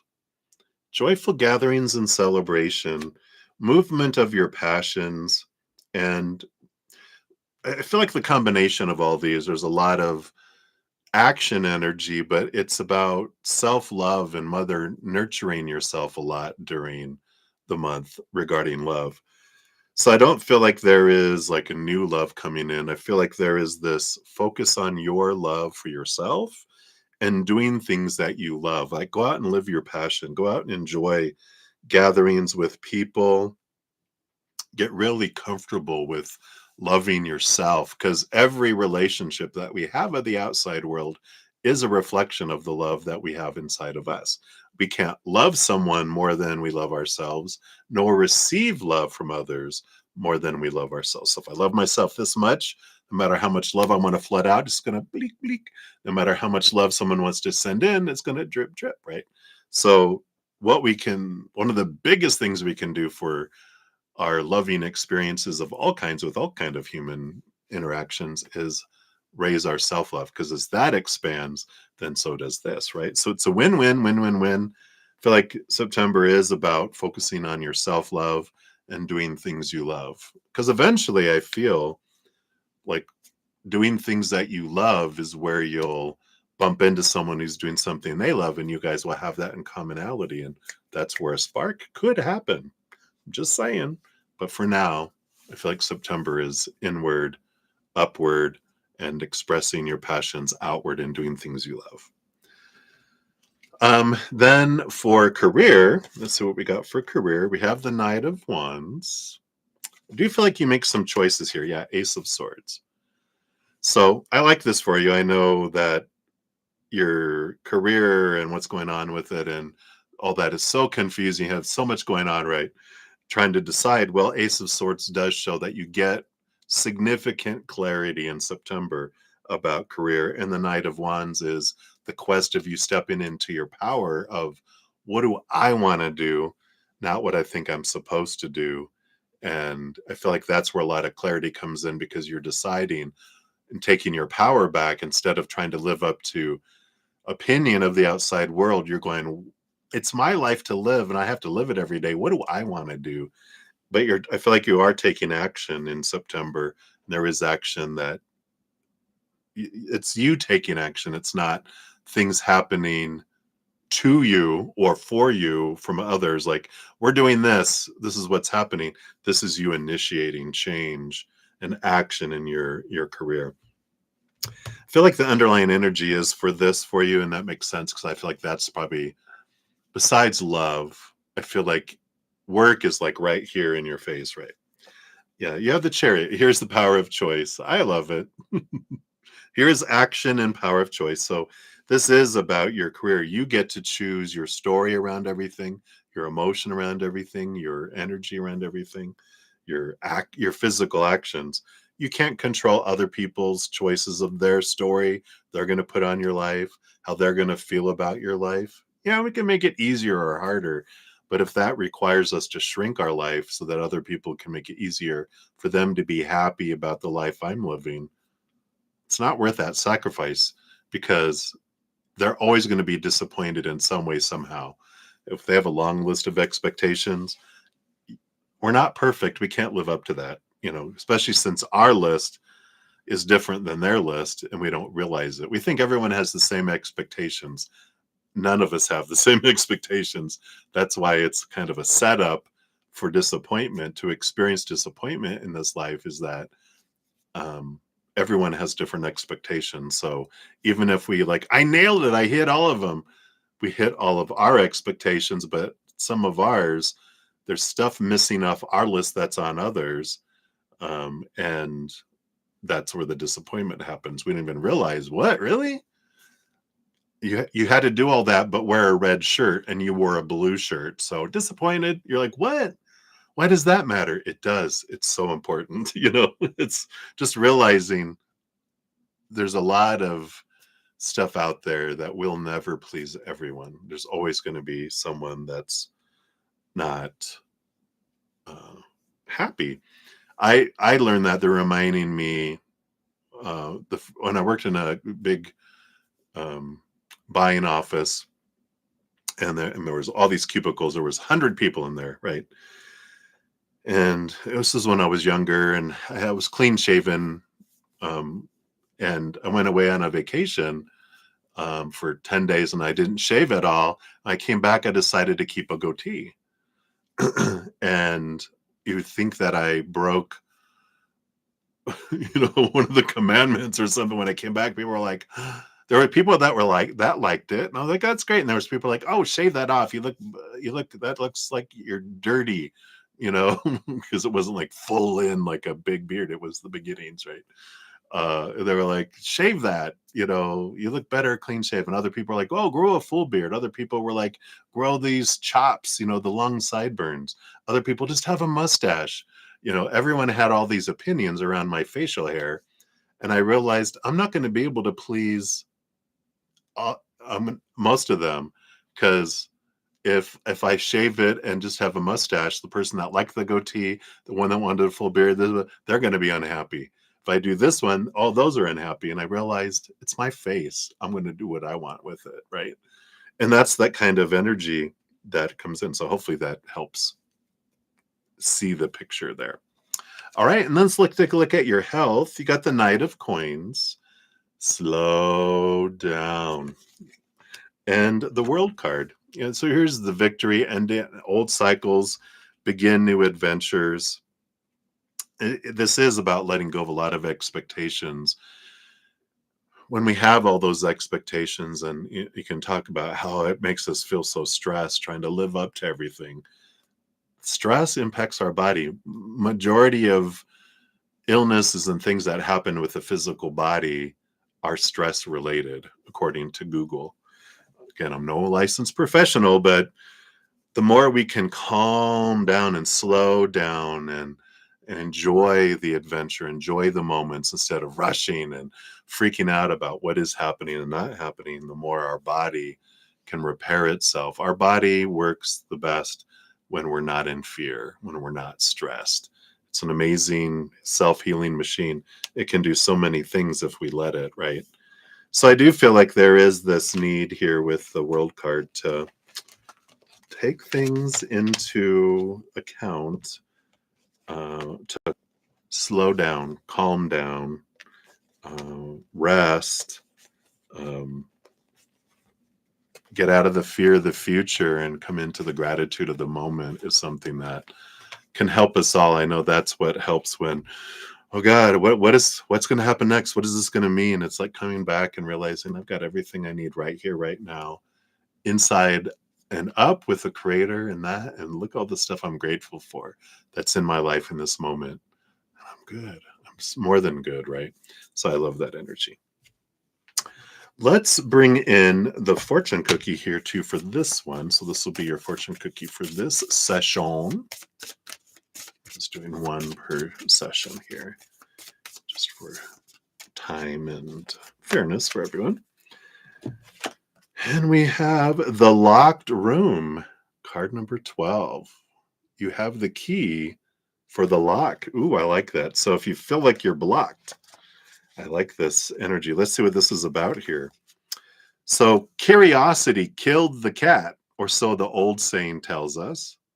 I like if you've ever heard curiosity killed the cat, but satisfaction brought it back. Boom. Anyway, but in fairy tales, it is always so. In the story, I'm sorry, it isn't always so in the fairy tales. In the story of Bluebeard, the curious heroine risks everything when she opens the door of a locked room and finds a bloody chamber. After the aristocrat, Bluebeard gives his wife the keys to all the doors in his castle, but forbids her to open one of them.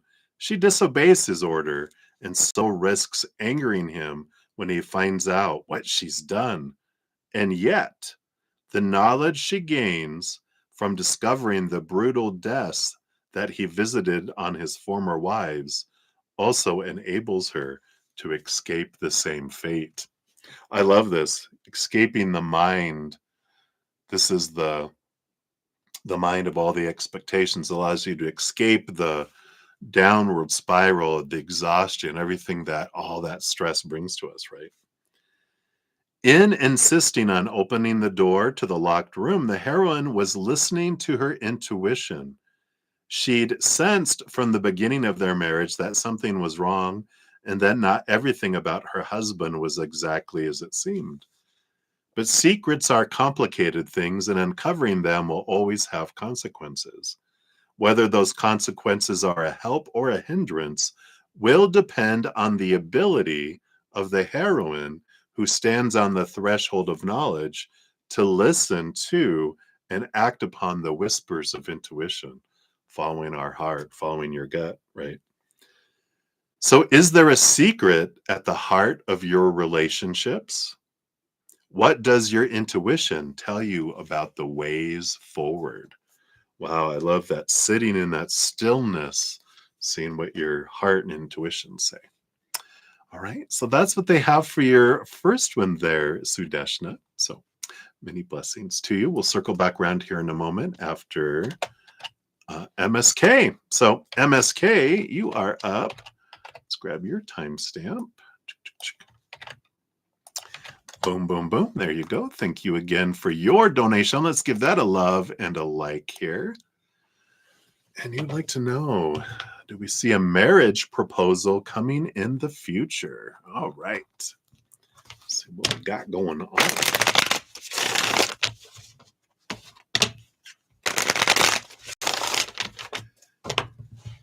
All right, so refresh and step into your energy here. So based on current energies, what can we know about future relationship into marriage? Okay. Don't want that. Don't want that underneath the surface. Don't want those. I don't want those. Okay, this is it. All right. Excuse me. I feel like these are that way and these are underneath. Okay. So, bottom of the deck here. All right. I like this.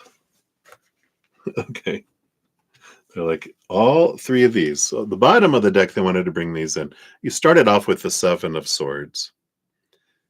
Sorry for the glare there. The Seven of Swords is an energy of being aware of our own thoughts and beliefs and mindsets and expectations and that mental energy that have cheated us out of things in the future or in the past or the future. But you have also the Eight of Swords, which is about uh, progression here. Well, that's the Nine of Swords actually, but there's the Eight of Swords in between, which I feel like all this has to do with the star, the dream come true about marriage and relationships and what they're supposed to bring and who they're supposed to be and what they're supposed to bring and be in the relationship and how a relationship is supposed to form in the marriage and how it's supposed to end up, what it's supposed to bring me, who I'm supposed to be. All these supposed to's are all these expectations, all these thoughts and opinions that we were given all our life around marriage, around relationships, around love, around life, around everything in life, right? But we're talking specifically about marriage, right? And relationships. And so we've got all that stuff, all these fears, these nightmares, all that stuff. Well, what if this doesn't happen? I really need this. I really want this. And it's understanding what is this illusion of the dream that we've been told that all this is supposed to bring us. And it's really an awareness energy that comes in around this. That's an important underlying, because when I'm trying to fulfill a position in my life that I feel has to be there because it means something about my life or me and my worth or anything, there could be a subconscious. If you're like, no, I don't feel like I'm that, it's the subconscious world that has the stuff that's running on autopilot until we bring it up and go, this is something good to look at. Because as I release the attachment to the supposed to be, then I can focus on the gratitude and abundance of what something is or has been.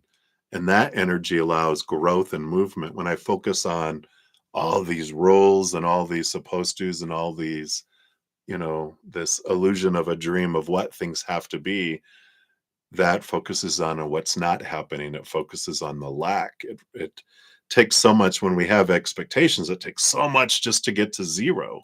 But when we don't have any expectations, whatever we get, we live in abundance and gratitude, right? But if I have these expectations, it's like, oh my God, oh my God, oh my God, oh my God. We get up to here, but it takes so much energy. We're usually living in lack because we're focusing on it's not there yet, it's not there yet, it's not there yet. We're focusing on not instead of what is, and gratitude around it. So hopefully that makes sense. I just feel like that's an important energy below the surface here.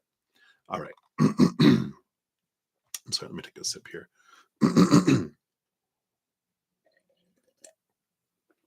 All right. So, based on current energies, is there a proposal of marriage coming in the future? We're coming back to the Nine of Cups, which is the dream come true energy, and the Temperance, which is the alchemy, the slowness of a marriage proposal coming. Yay! I know we always love getting a patience card when it comes to relationships, right? We all love it so much. Our human doesn't. Our higher self is like, what? We're eternal beings. What's the rush? We're like, when you're down here, the pressure of gravity and time is so much more. But so our human, with its unfolding slowly towards that, but the lower vibrational energy of expectations slows things down. It is an anchor. It is low. So because it's low, it's the low and slow. That's good. I had never heard. It slows things down. Higher vibration, unconditional love, gratitude, that speeds things up, right? So the good news is that it's not fated or it's going to has to take forever. Things in our life are usually in ranges. The earliest we can experience it and the latest we can experience it. It takes us longer to experience something when we're in lower vibration because, like we said, that's like slow, like molasses in December. Slow moving, right? But higher vibration is what can speed things up. So the more we raise our love vibration, we focus on our gratitude, we let go of those small t truths rooted in fear, all those expectations, and that it does speed things up. So it is there in the future.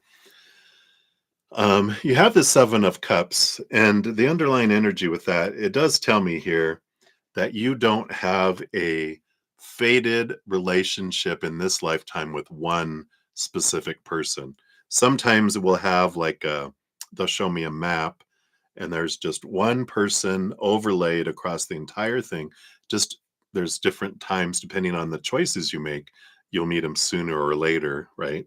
But you'll end up with one person. With the Seven of Cups energy that's coming in, that's seven different emotional experiences with seven different people. Those can include stepping stones along the way, but I do feel like if you go this way in your life, you end up with this person. If you go this way, you end up with this person. If you go this way, you end up with this person. So in this lifetime, you have your multiple choice based on your energetic and emotional and mental, physical choices in your life. So I like that you get to sit in this power of choice energy regarding that. So I feel like that's what they want, there. And then you have three cards that are stepping stones. Let's see what this is stepping you toward regarding this proposal. Yeah, you have the Two of Swords, which is an energy of a choice between two individuals that will be coming forward in your life. One will look good on paper from your mind and the expectations, and one is your heart going, oh my God, them, and the brain is going, oh, I want that, and the heart is going, oh, I want that. So you're going to have this fork in the road of going, which way do I want to go? Which way do I want to go? Right. So what I say with that is like kind of what they show in the card, which is close your eyes. They have a across their head and follow your heart. Because when we follow our mind, we'll go into feeling like existing, and eventually our heart will win out and we'll want to make change in our life anyway. And when we follow our heart, they're going to lead us into what we feel like we're living and not just existing. What's after that? And the Two of Wands. Yeah, this power of choice. Door number one or door number two. So definitely all this choice energy coming in. And the 10 of Cups. Yeah, follow your joy, follow your emotion, where that's leading you, not the emotion of fear of, I have to have someone that's this and this and this and this. That's the mind. When it's like, oh, God, I just flooding in this emotion flooding towards someone. Um, they're basically saying, you have this opportunity for this great joy. You can see it's a relationship energy, just confirming that you do have that available to you. Underneath the surface, yeah, Knight of Cups. Again, the Knight of emotion, the quest of the heart, following the heart, right? Coming in here. Yeah, and the Death and the Rebirth card. It is about putting an ending to the old way of thinking and pursuing and follow your heart. And in a way, it's like I talked about a little earlier, but you might not have been listening for their reading because they want me to re-say it. So if you heard it, it's good to hear it twice. But we can go about relationships in two ways. We can go about that there's this job that needs to be filled in my life. It's a requirement, it's an expectation, that I need this marriage, I need this proposal, I need this spouse or partner in my life. So I'm hiring for this position. I'm putting out an application, whether that's dating sites or matchmaker or whatever. I'm putting out this ad in the paper to hire for this position. Then I'm interviewing, which is dating or doing whatever we do. And then there's the background check. I'm checking their social media. Maybe I'm really doing a background check on them. But there's all this stuff. And we're like, all right, you seem good for this position. I'm going to hire you. And then you find out they lied on their resume, that they're not anything like I thought they were for this position. And they end up being fired from it, either by us or by they end up quitting because they're like, I can't succeed at this. Bye. So they either quit or we fire them.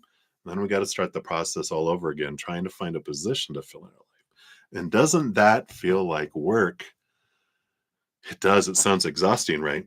Or we live our passion, we live our love, we find our self love, we follow our passion in our heart, do things we love in the world, spend time with people we love. And while we're out doing that, we bump into someone who's also doing that same thing and sparks happen. We're both doing something we love and it's the same thing.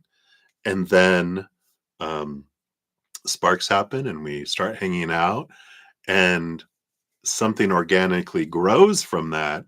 Instead of it feeling like work, this feels like an adventure, right? And I feel like that's the kind of energy that they're bringing in for that. So hopefully that helps.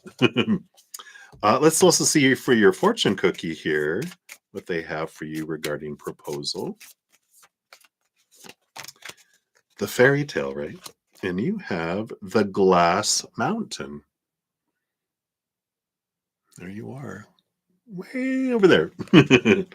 So card number 2 of the squares. Let's see what we have here for you. Which says, in a fairy tale, the glittering glass mountain represents everything that's beautiful but utterly unattainable. It's too big to walk around, and yet it's also impossible to scale. We simply can't get any traction. It's like kind of what you're feeling right now, right? But everything we need is on the other side of it. Everything we're yearning for. The glass mountain represents all that stands in the way of our heart's desire. This is what stands in the way of our heart's desire, right? It symbolizes all the things we know that we must have and all the things we can't yet begin to imagine we might have. All the things we've lost, allowed carelessly to slip away from us. Lost loves, lost treasures, lost parts of ourselves, carried away by the monsters we didn't see coming. Get a little lozenge here. In the story of the Black Bull of Norway, a beautiful old Scottish tale, the heroine must apprentice herself for 7 years to a blacksmith so that he'll make her the studded shoes that will enable her to finally scale a glass mountain and find her lost husband. How funny.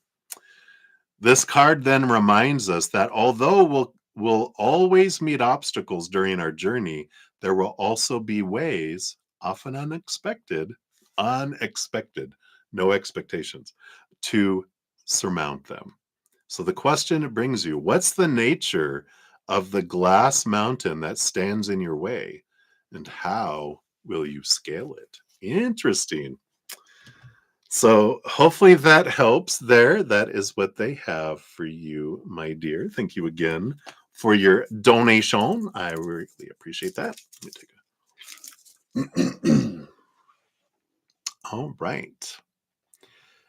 So we are continuing down the list here. So we're returning back here to Sudeshna for number 2. Thank you so much for your dual donations. Let's put both your timestamps here. All right. And we are right here. Here we go. So we'll give that a love and a like since it lets me. All right. And then you want to know the current feelings, intentions, and next actions of T towards yourself. All right, let's take a look and check on their energy, see if a miracle has happened, right? Have they seen the light? Probably not, right? I know you're not putting like a great amount of hope in that, but you're like, yeah, can check in. So let's take a look here. So T towards you, their current feelings. Okay, thank you. Any intentions? Okay, and any next actions. All right, so what we have going on here. So current feelings for you. They have the 7 of Cups energy here with the 10 of Cups. 7 of Cups represents a lot of different energies, a lot of different feelings for a lot of different situations and people. So they're bringing this in as not like a 2 of Cups, like, oh, I have this feeling specifically for you and only you. This is this feeling of joy, this feeling of fullness of life. And I feel like you're one of several different people that they have joy with. And it feels here like they enjoy being around you with other people, but I feel here, and we'll look at their kind of their intentions and their next actions here, because their overall energy is they're on this quest for love, but it's not. I don't feel like it's with you. It's not with a particular anyone with any of that. So it's important to know that coming in with this energy. Because they are all over the place in their emotions. And it makes sense with everything that we got going on with astrological energy that they're just with this Pisces full moon lunar eclipse coming up a week from today, next Sunday. That they're just all over. Yeah, even here is the Pisces energy, Pisces and Venus energy, that their love energy is just all over the place, that they don't have one person in mind right now. Their intentions towards you, they have the Ace of Coins. And this is about a new beginning, a new opportunity, but it is a new way of looking at worth in relationship to the outside world. Let's see what the actions are, because it doesn't feel like they're wanting, like, oh, I want to start it, because it's not like a relationship. It's like they're wanting to be at peace and be able to hang out in a new way in the outside world, but not in a romantic sense with what I'm picking up. Let's see what next actions are here. Yeah, we have the Four of Wands, which is joyful gatherings. They want to be able, I feel like you guys have like mutual friends maybe too. And they want to be able to have fun with you around other friends and not have it be weird and awkward. The Hermit card, they're wanting to be by themselves. So their next actions are not to be alone necessarily. Let's take a look here. Yeah, and the King of Cups, the balance between the head and the heart energy that comes in here.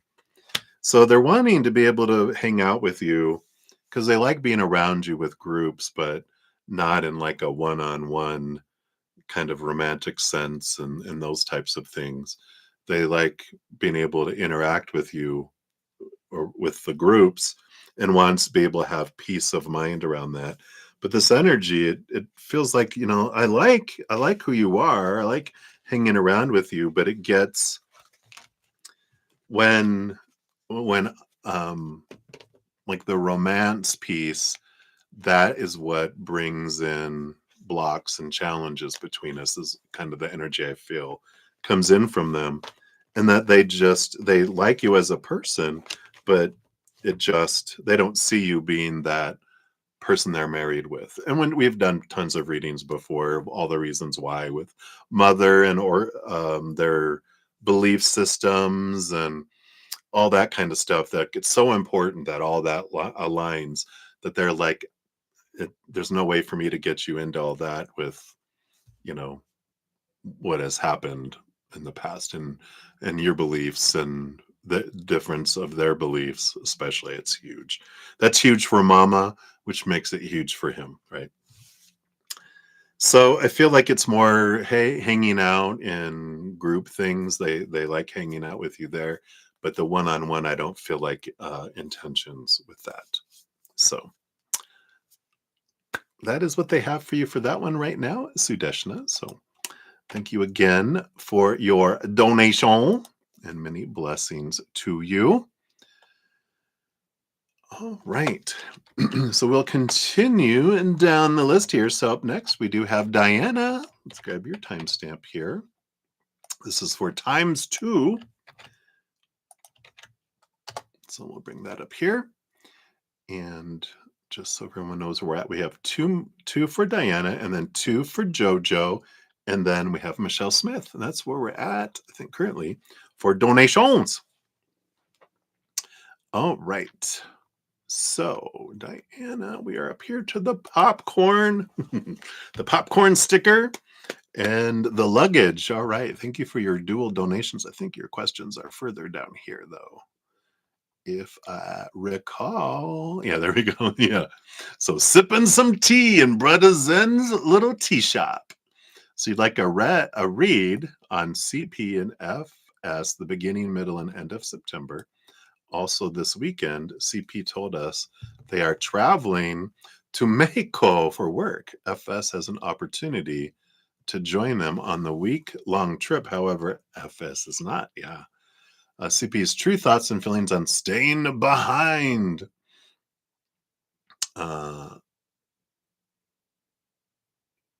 Okay. And then the other one. See, so FS is going on a trip to California at the beginning of October. CP said they're determined to go for various reasons. Oh, as that date approaches, will CP cancel at the last minute and not really end up going? Da, da, da, da. Okay. So, all right. Always a pleasure seeing you too. So, all of that is the two together, right? Okay. Here we go. As the sands through the hourglass, so are the days of our lives, right? What is unfolding here?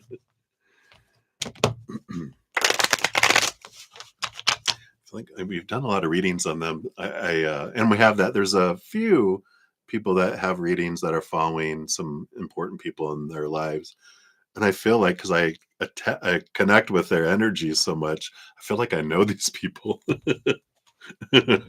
uh, so fun. All right, let's begin. So first of all, let's get the overall read for CP and FS for September. The beginning, the middle, and the end. Dun, dun, dun. So the beginning. Okay. I don't want those. I want this one for the middle. With this one, with this underlying energy. I feel like that's where the big stuff happens. Yeah. And then the end. This is all based on current energies, of course. And I want that, but this is more under. I don't want that one either. Okay, that's what they want there.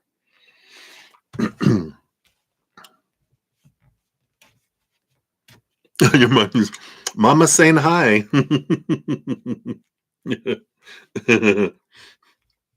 It must be because I can't even remember what I said because she must have like, hey, honey bunny, mom saying hello. All right, so we've got the Queen of Swords under the energy for the entire month of September for them. Queen of Swords is a balance between head and heart, but there's a lot of clarity that's coming in September with this Ace of Swords that the Queen of Swords connects with. So, and I feel like we knew that there's going to be a lot of clarity coming up. The beginning of September, we start in here, yeah, the Eight of Swords energy. Whoops, Eight of Swords energy. Oh, yeah, okay, thank you. Yeah, from the old soap opera, Days of Our Lives, and the Eight of Wands. So we've got the Eight of Swords, the Eight of Wands. So the beginning of September does bring a lot of letting go of old ways of thinking that used to blind us, bind us, keep us trapped, keep us restricted, keep us small. So there's a lot of energy going on of letting go of old ways of thinking that is allowing things to move forward a lot, bringing a lot of energy, a lot of movement. So there does seem to be a lot of communication and changing of mindset that's bringing action energy. And what I mean by that, it doesn't feel like big stuff, but it feels like a lot of, if you can imagine what they're showing me is like a pipeline with a lot of, it's like a heart artery that's full of a lot of fragments, and it's like things are slowly falling away. Little pieces are falling away. Little thoughts and beliefs, little things are changing, which eventually will allow a chunk to come loose and big chunks to happen. But it starts with little things that's been going on, but it's like the flow is increasing, so more things are falling away. Interesting. So this would be what, like things like, can you tell us a little bit of, just how things are done, processes, eliminating clutter, both in physical, business wise, mental wise, procedures, just going, instead of this, and this, why don't we just do this? It's faster, it's less work, it's aligning things, it's getting rid of things. So there is this kind of, which is very much this eclipse energy. We're decluttering a lot, both mentally, emotionally, physically, and energetically. But I feel like this is being expressed in their relationship in doing things like things that took time. It's like, let's just not do that anymore, or combine it with these and hire someone that does all three of that things. I'm tired of dealing with them. It's like streamlining stuff.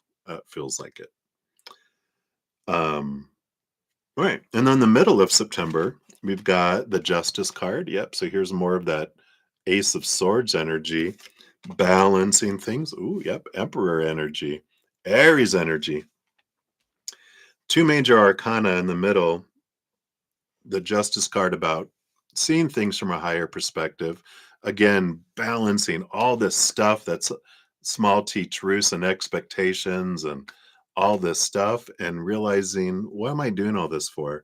What are we doing this for? We're getting a lot of clarity, taking a lot of stuff off of this side to help balance out things in their lives. Again, it feels business wise, feels more emotional too. Let's see what these underlying energies are. Because we knew the big stuff, like I feel, is going to happen in week 2 and week 3 as far as clarity. Got the 3 of coins. Yeah, this being true to my authentic self and allowing more creativity in how I want to do something. Energy. Excuse me. And the 4 of swords. Yep. Peace of mind. And again, we got the balance energy of Libra and Jupiter coming in here too. 4 of swords, again, it's an energy of my, I feel more peaceful of mind because I'm letting expectations go and I'm letting a lot of small things go. So there's a lot of things that have been bringing stress into both of their lives that they're letting go and releasing. And so there is this actions being taken to have things be less stressful in our jobs, in our work, in the tasks, in getting things done, all the stuff of urgency. There's a lot of stuff being let go and eliminated, streamlined, like we talked about. Let's see, can we have more? Yeah, the Wheel of Fortune, the Wheel of Fates. Again, this Jupiter energy coming in here. But it is this more and more clarity and even some communication about what I want to do. And both of them are talking about what I want to do and about things I want to do and where I want to go. Did we talk about this already? This feels familiar. That I want to go do this and I want to go do this. And it's like, go do those things. You go. You go.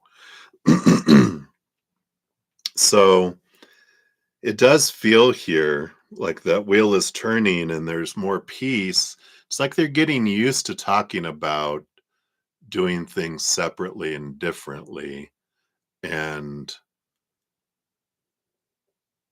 it feels quieter. It feels quieter in their lives. But the Emperor energy is about I deciding what I want, putting a plan together and going forward. And both of them doing that. and oh yeah, this does impact each other, but they're less and less concerned about the impact with each other.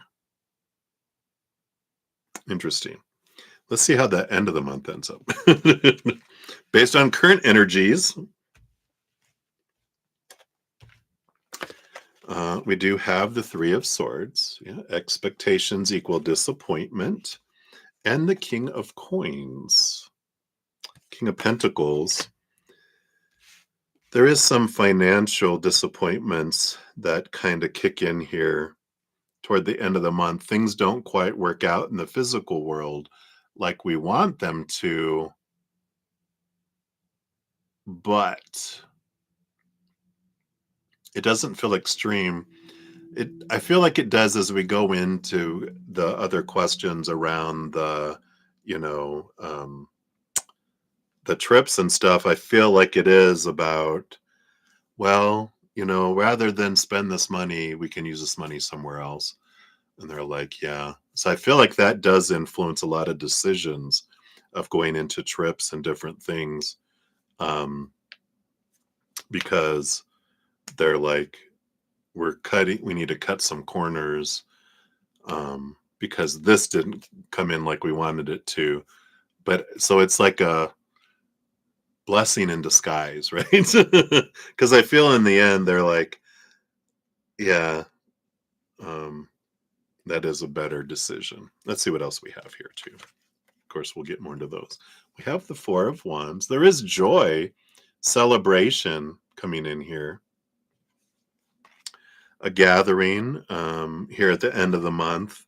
So I do feel like there's some sort of celebration or gathering or coming together that they end up going together to it. That's here.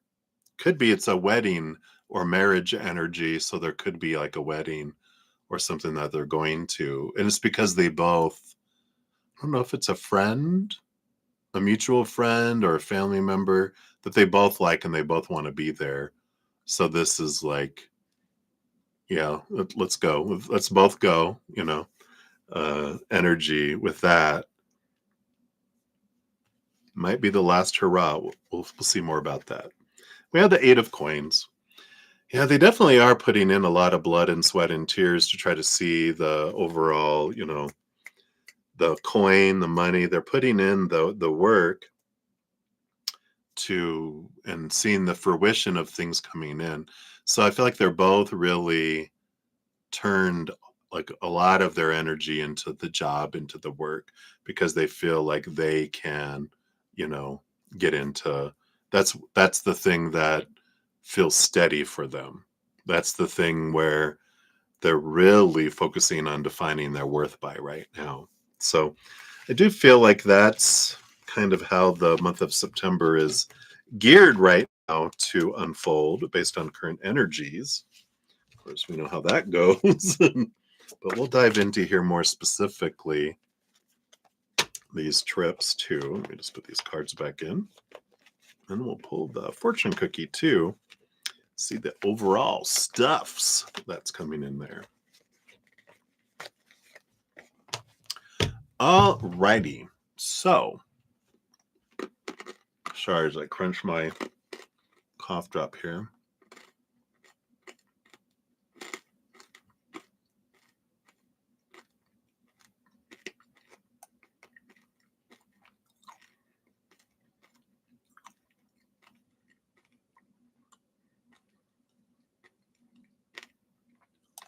Okay.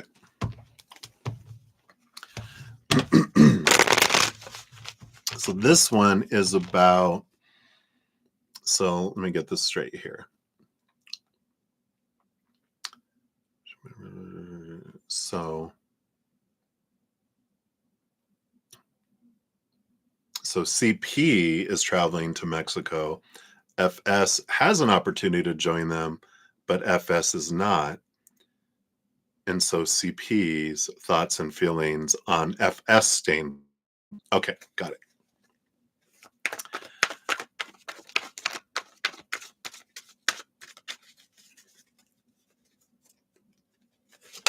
Thank you. What else here?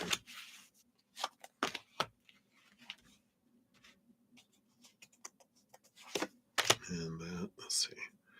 Let's get the depth of stuff. I feel like even these, I feel like this underlying energy is that they don't even realize what's going on underneath. Because that's even the truer feelings that are down there that they're not even conscious of. So what they're conscious of, their feelings and thoughts around it, and the Queen of Coins. It is about money, so it does feel like, yeah, that's good. It saves money. There is this Mother Nature, Mother Nurture energy. I'm doing what I want to do. It's okay for you to be there. That allows me to do what I want to do. And so I feel like that energy, a part of them is like okay with it, because they're like, you take care of you. I'm going to go. Then I can just focus on my abundance, what I want to do here. And we got the death card. This rebirth, death and rebirth energy that comes in here too. I feel like inside they know where this relationship is kind of heading. And it's like in there, this is the beginning of the end. This is the beginning of the end. I got to take care of me, energy. Interesting. Let's see what else we have here. Got the judgment card. Yeah, my calling, this desire. And I feel like we've been getting that energy, right? Of I need to go do what I want to do. And well, you do you do what you want to do kind of energy. And I feel like that's kind of what's going on the inside. Even though they want to react on the outside in the beginning when they think about it, I feel like they're in this energy of that independence. Yeah, even they got the devil card, the judgment card, the death card, three major arcana. But this is about letting go of long held thoughts and beliefs and mindsets, and to live my dream, to not feel caged anymore, to release each other from our cages. So I feel like there is this ending of ways of thinking and ways of being. and they're like, if this is what needs to be or needs to happen for the end maybe not to happen, I need to be okay with this kind of energy. I need to let them do what they want to do, and I can focus on that too kind of energy. Sorry, let me drink some water here. It's getting me all choked up. Okay. Thing is clearing out. It's clearing out, right? Is it? Because I do feel like one of them is the one who kind of ignited, I got to do what I need to do for me. And it was resistant in the beginning, but I feel like they're both coming on board with, I get to do what I want to do too. So this is okay kind of energy. Let's see what they're below the surface. What's below going on down here? Yeah, well, we got the Queen of Swords. Here's what they got before this balance between head and heart. Interesting. The Empress. Yeah, this is the Mother Nature, Mother Nurture, creating what I want energy. And the Ten of Coins.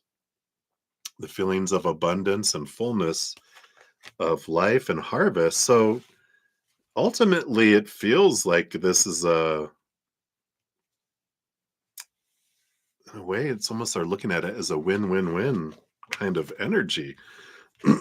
There is some enlightenment that we've been recognizing going on between them, right? Where I feel like there's less friction in comparison. Gotta add that in there, right? But I just feel like there's more realizing I'm setting myself free from a lot too. I don't know what's going on, but I'm being able to speak my truth. Maybe that just feels like there's a lot of throat chakra energy that's coming in here. I'm finally being able to speak up and ask what I want in life kind of energy. Well, let's see what this other one is here too, because we also have then FS is then going to Cali beginning of October, and CP said, well, I really would like to go for various reasons. Yeah, I don't want to release the Kraken on their own. But as the date approaches, especially with all that, let's see here at the last minute, not really end up going. So based on current energies, let's see here. Yeah. Okay. Oh, no, that was down here. This one too.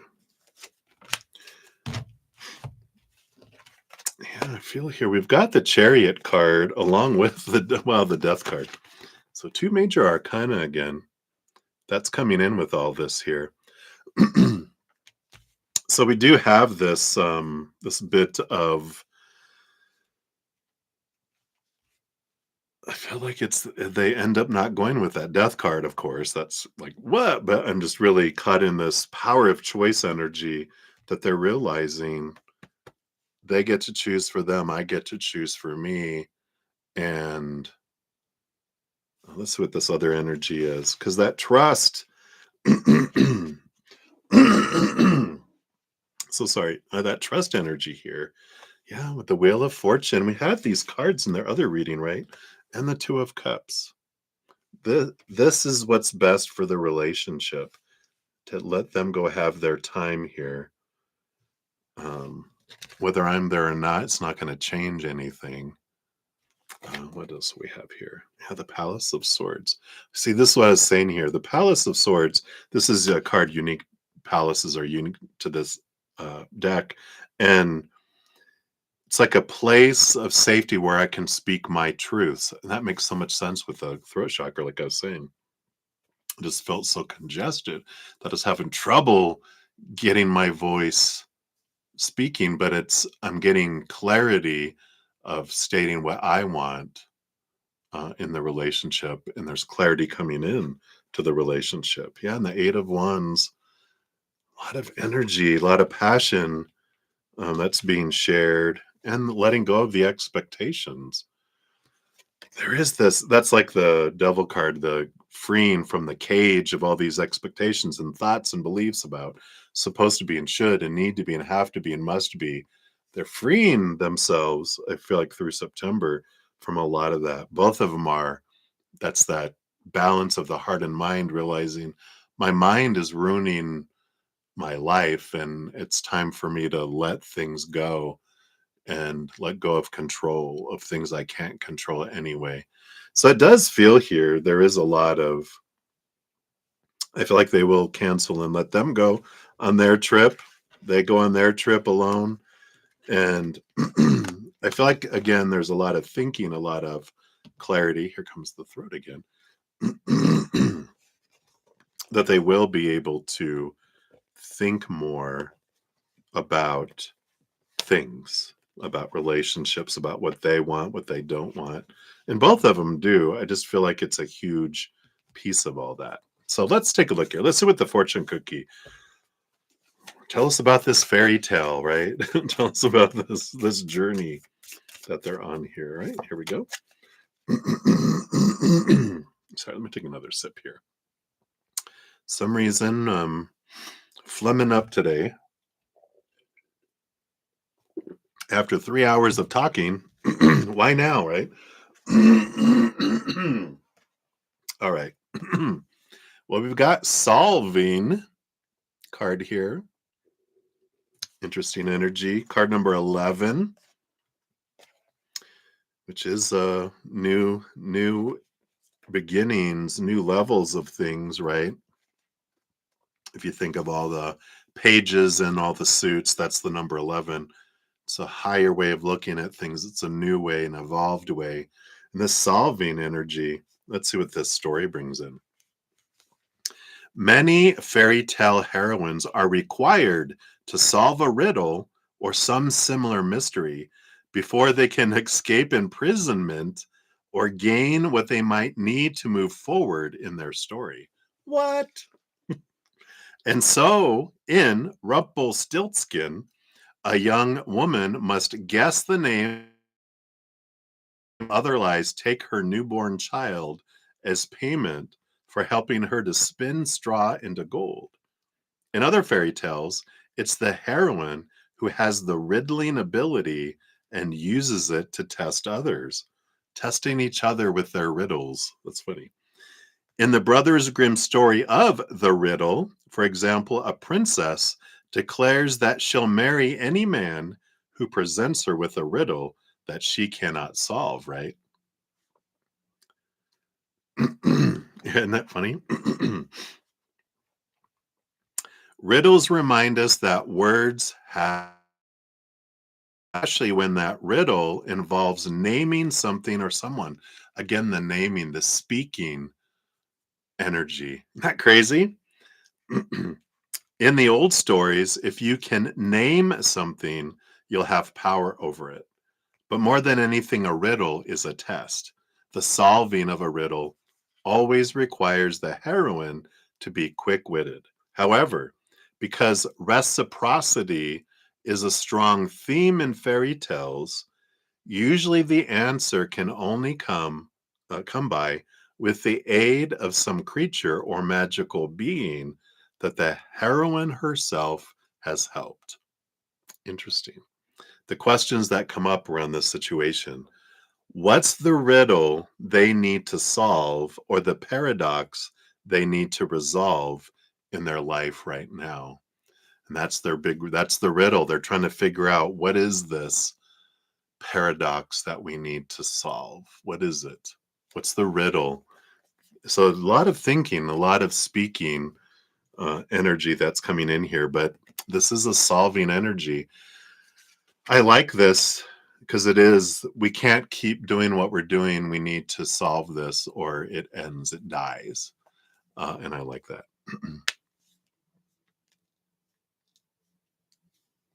Oh, yeah. Yeah, that is the one, right? Yeah. And so here comes the trips, right? No, no, you go. You can go along if you want. No, I'm going to stay here. I got things to do. Well, I'll go with you on your trip.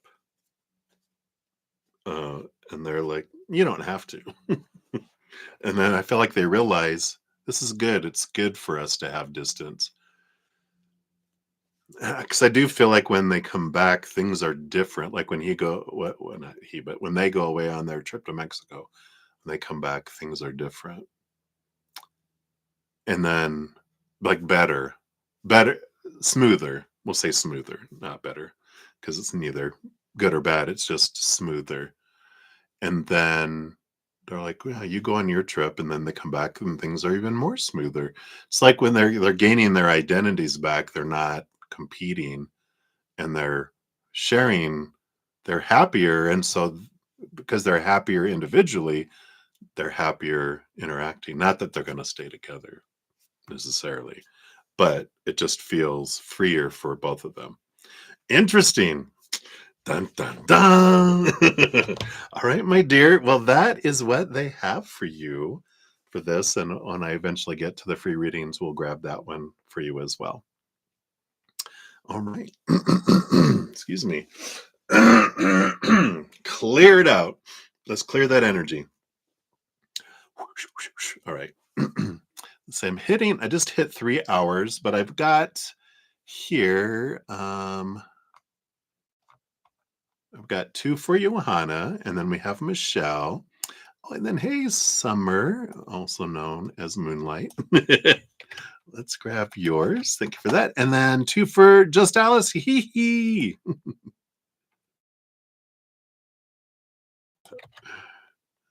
If that irritates you, me doing that, let me know. I won't be offended. I'll stop doing that. But I keep on hearing Michael Jackson. I don't think my voice can. I used to be a tenor, but over the last probably decade, my voice, I've hit puberty, I think, my second puberty, my voice is more bass now. But it's like, hee hee. I can't see. It's a crackly. That's funny. Anyway. All right. So we'll do those. So I'll finish up the donations here, and then I will be coming back for all the free readings this afternoon. So I want to go. I'll take a break after these and go eat and um, uh, rest a little bit, and then I'll come back and I'll finish out all the free readings. So we'll get to them all today at some point, but I won't get to free readings in this session. So as long as you have your question out there, I will get to it this afternoon. All right. All right. So let us dive in. So Jojo, you are up. Johanna. Let's see. 301 50, 55. 55. There we go. All right. So, you had one beginning. So we have a general reading up there for you. But for these, let's give these a love and a like here. I did see you post questions, so I know they're down here. But I will do that so I can just continue down the list here. At least thought I saw them. Where did I just zoom by them?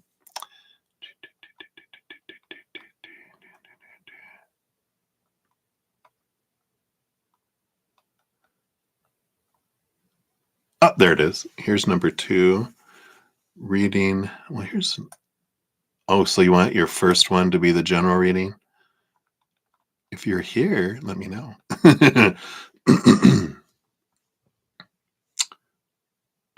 me just make sure. I'm just going to scroll up one more time.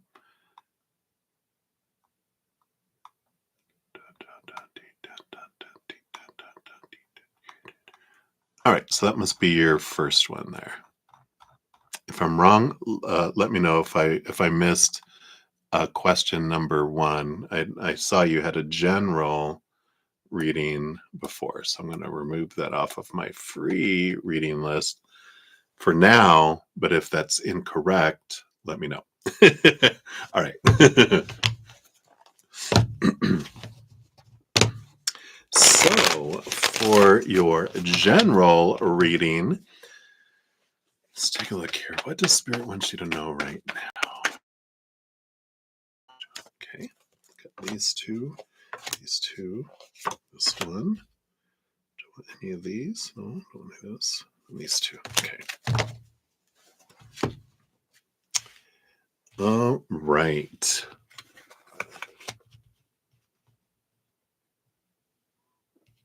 Oh, it's funny. You're asking a question here. Oh, that's correct. Okay. Because the underlying energy with the nine of pentacles on the bottom is an energy of independence, being alone by yourself energy. I was just saw the second question. Uh, so we'll see if that comes through here. But there is this independence energy with being with you, with spirit, and it's that hermit energy of it's like because they're in the garden by themselves with spirit, creating and bringing things to fruition and doing that, kind of energy there. So we'll see what this is. That's the underline. I know, right? Woohoo!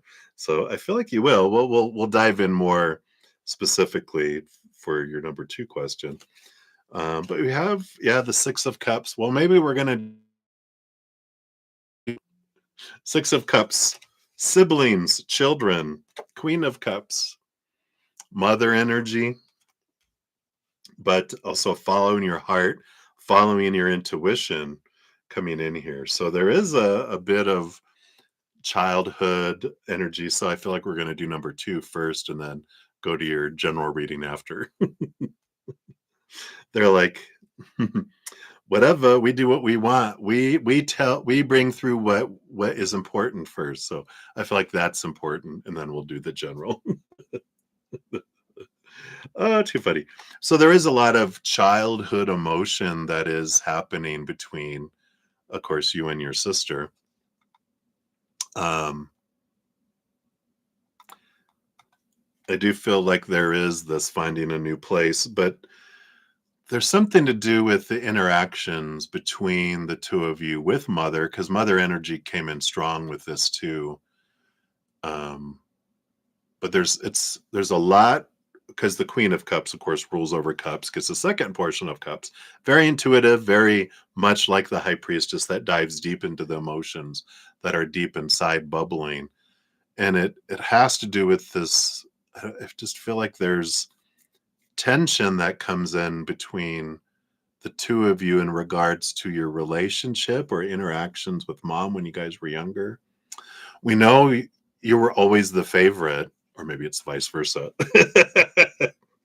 Did she always tell each of you that you were my favorite? Or I feel like there was some conflicts with mom that just echo between the relationship between you and your sister here. There's emotion underneath there, past life energy too, with the Six of Cups, but there very much is this childhood, younger energy. So it's not just the current situation. It's not, this is an echo from the past. It's not this situation here, right? Oh, how fun. You were the favorite. So there's this conflict there, but it goes deeper. What is going on right now is just like I said, a ripple of an emotion that's been rippling since you guys were younger. It just shows itself in different ways. So there is some resolution of some old um, charged emotion between you guys when you were younger. Look at 7 years old and younger, of course, is when our emotional body was there. So to be back from that time, it's just been echoing forward, right? It just, this isn't about this. It's just and you can even do this. This is interesting. It was in this book, The Presence Process by Michael Brown, just to give him credit for it, because I think it was him. Because it's like, think of how we're feeling right now, not the situation, but how I'm feeling right now. Let's say I feel betrayed by someone. And I'm like, this feeling of betrayal, when did I last feel this feeling of betrayal? And it's like, oh, it was when this happened. Different situation, different type of thing. And it's like, oh, that's what's going on. Right. Well, when's the last time I felt that before that? And we keep going back. We're like, oh, when this person at work did this, when was the last time when that person, this relationship did this? It's not going to be the same situation, but it's going to be the same feeling that's there because it's being expressed in different ways in our life because it's rippling, right? Eventually, we'll get back to stuff that's 7 years old and younger, and we're like, there it is. That feeling of betrayal when they tattled on me and got me in trouble. No, and this isn't betrayal, may not be the emotion you're feeling, right? But you get back to that, and it's like, oh, and then we can feel that and release that emotion, and then that allows the ripples to stop too. So very interesting. Um, okay, what else? Yep, the King of Swords, along with the Knight of Coins. Yeah, this is something that's been churning for a while because there are thoughts and beliefs and mindsets that were formed around those emotions that influence you today. So whether it's, a belief that was formed like they can't be trusted because they snitch on me. Oh yeah, absolutely. You can ask them, show me, but start especially because it feels like it's buried in all the ripples. But if you follow the ripple back, you'll find the source. Oh, there's the stone underneath the water that caused the ripple. So you can go back here, right? And but spirit will show you. Just kind of go back in a peaceful place. Imagine going back on a train through your life, and you're watching your life from a safe like train car, just so that you're seeing it from a distance. You don't have to re-experience it all, but you can see it all. It's really interesting. Ooh wee. Um, yeah.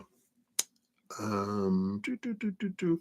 But I feel here there are, because of that, like because of the emotion, beliefs were created around it. Like in this case, like if I felt betrayed by them, I might create a belief they can't be trusted going forward, so I can't trust them to make right decisions.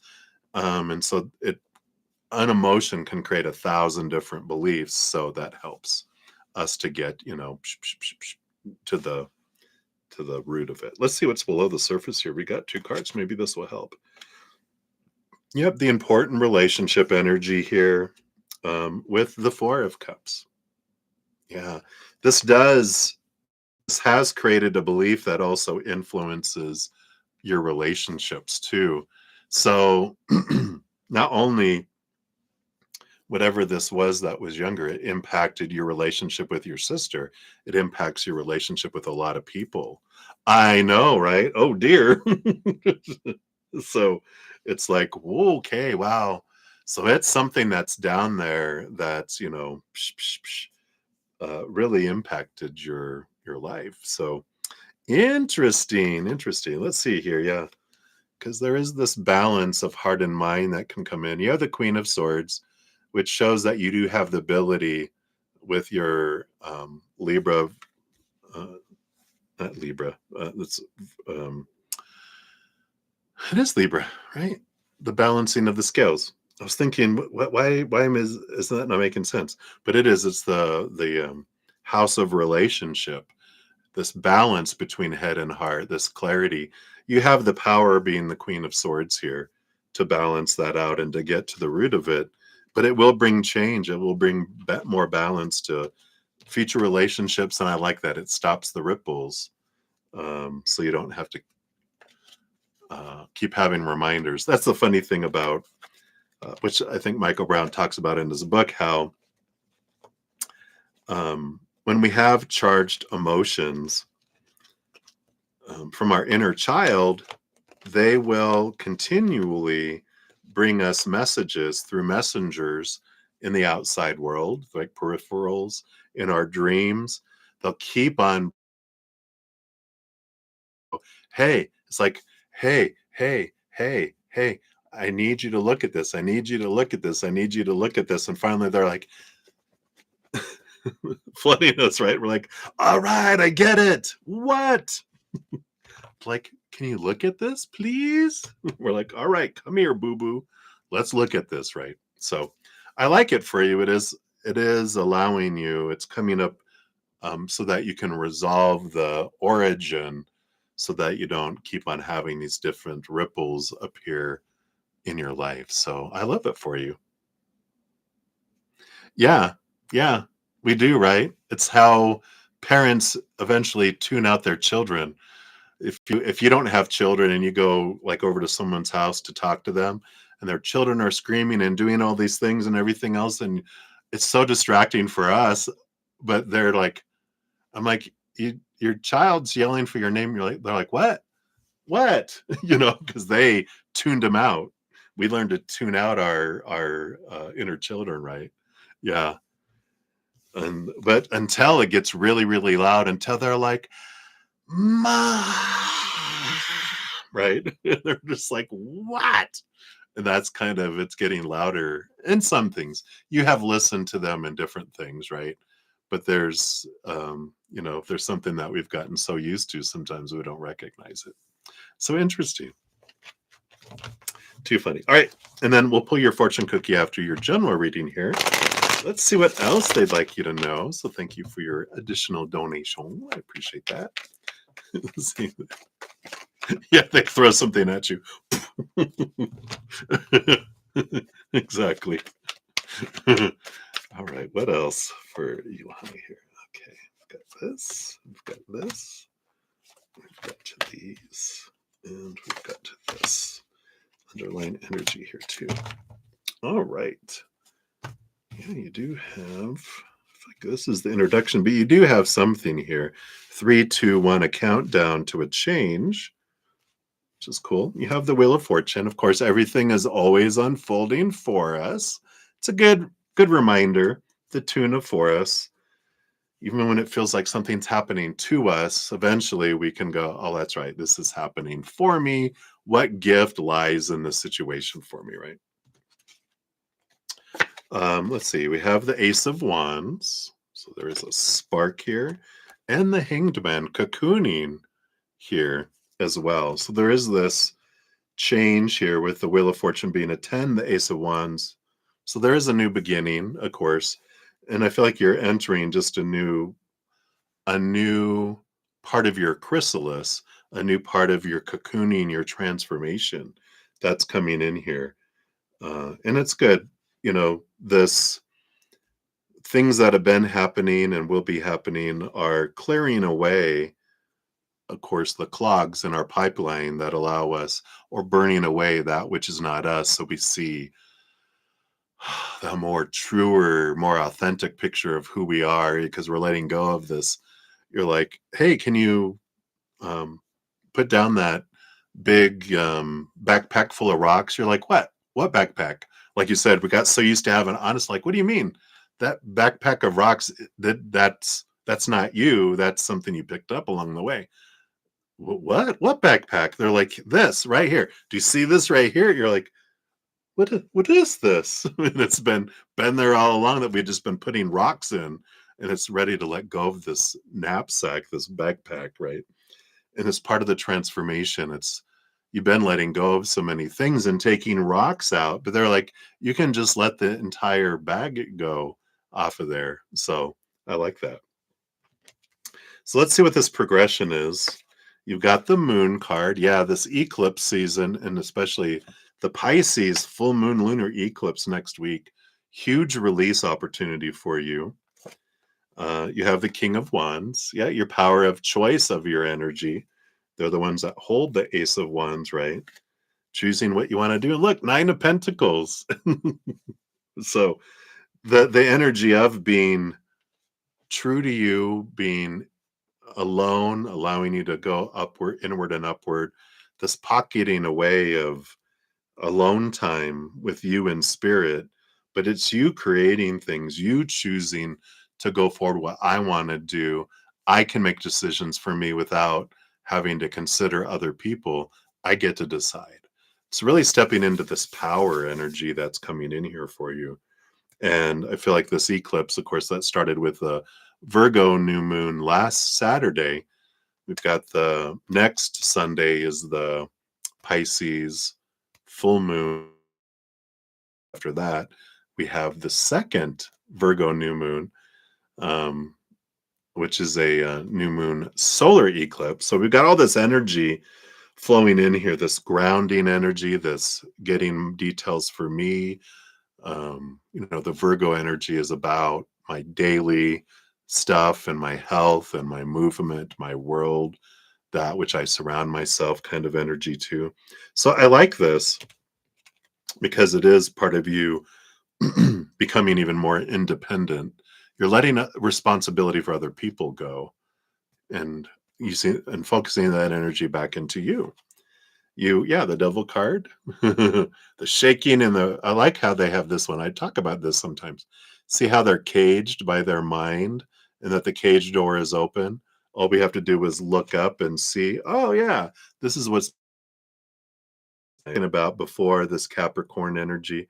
This is shaking and rattling of your cage, bringing things up, going, oh, I got so used to being a cage, I forgot I was in one. It's the releasing of these old thoughts that have been restricting you. And you've been filing away the bars. They just weren't enough for you to slip through them until you realize, wait, there's a door back here. I can just walk out. Yeah, it's been there all along. I just needed to turn around and see it. And then I'm like, oh, there we go. Walk right out. I like that. You also have the Ten of Swords. Yeah. So here you go. Letting go of expectations. All that people pleasing, right? That freedom from thoughts and beliefs and mindsets, all that expectations. And that's the cage doors. It's the freeing of yourself of that and the freedom that comes from that.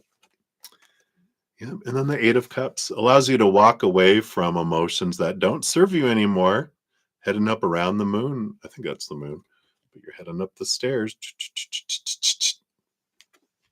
Walking. Yeah. But it's like we're talking about before, it's the old emotions that are below there that these don't serve me anymore. They served me for a time, but I'm done with experience in this. I've learned what I've needed to learn, so now I'm ready to let them go. It's just getting back to the root of it to go, yeah, this rock that fell in my pond, I'm done with that. Throw it over there. But I like this clearing away of things, allowing you to move forward as well. So some important changes that are coming in here for you, and your sister is just one of the ripples that shows you, points you back there. But I don't feel it's just with your sister. It's the going back to the emotion of where it's there, right? So let's see what your fortune cookie brings in around all of this too, because I feel like that they kind of all were meshed in. So let's take a look here. And of course, if you want a free reading, you can always put that before you go as well.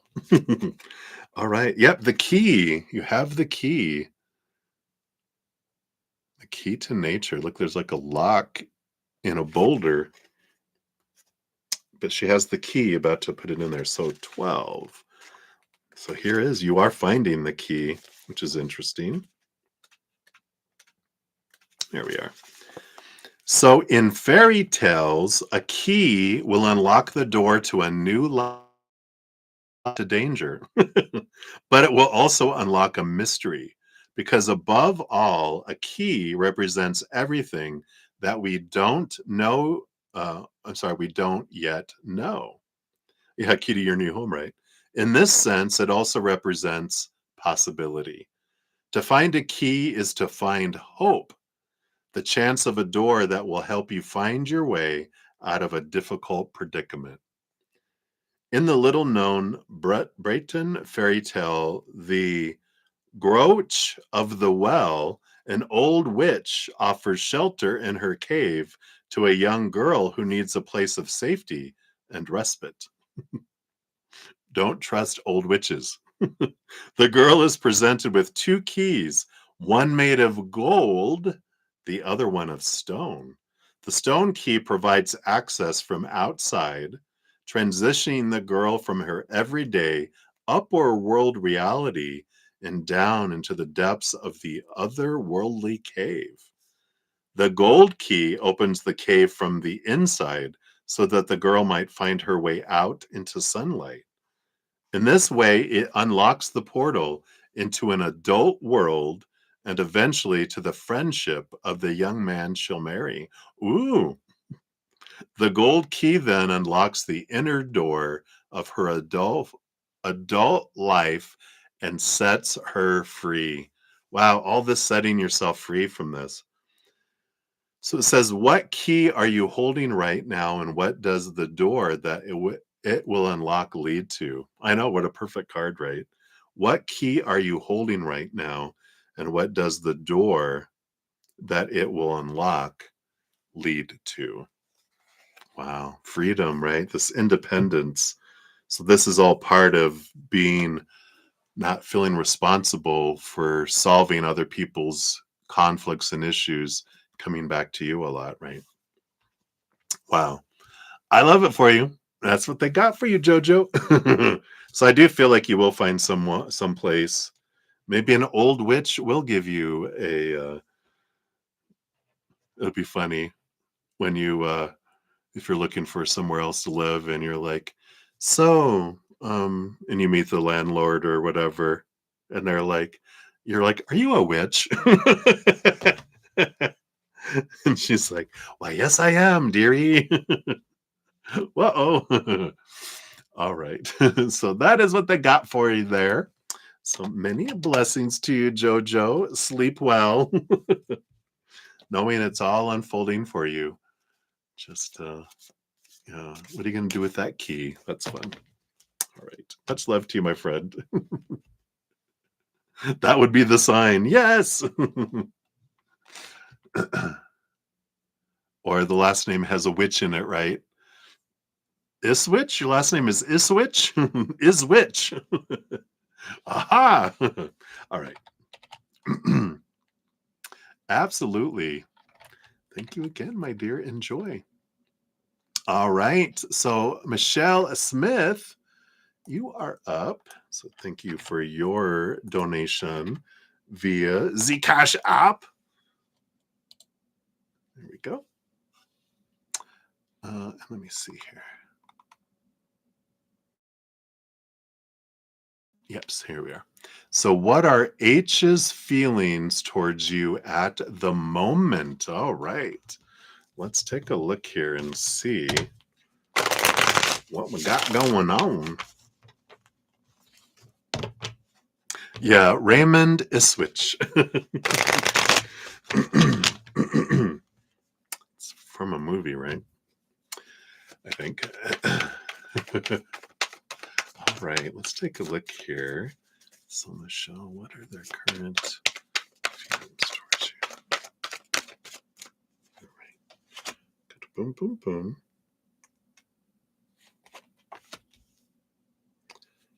Hear the boom, boom, boom from Mr. Sandman.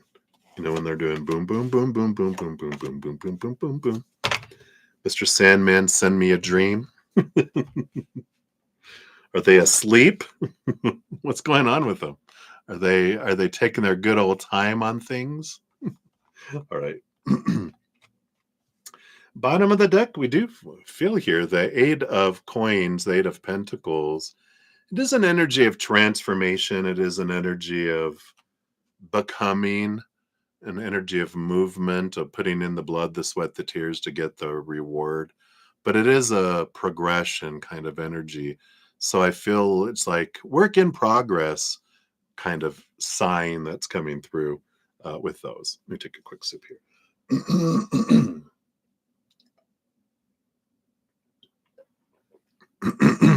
All right.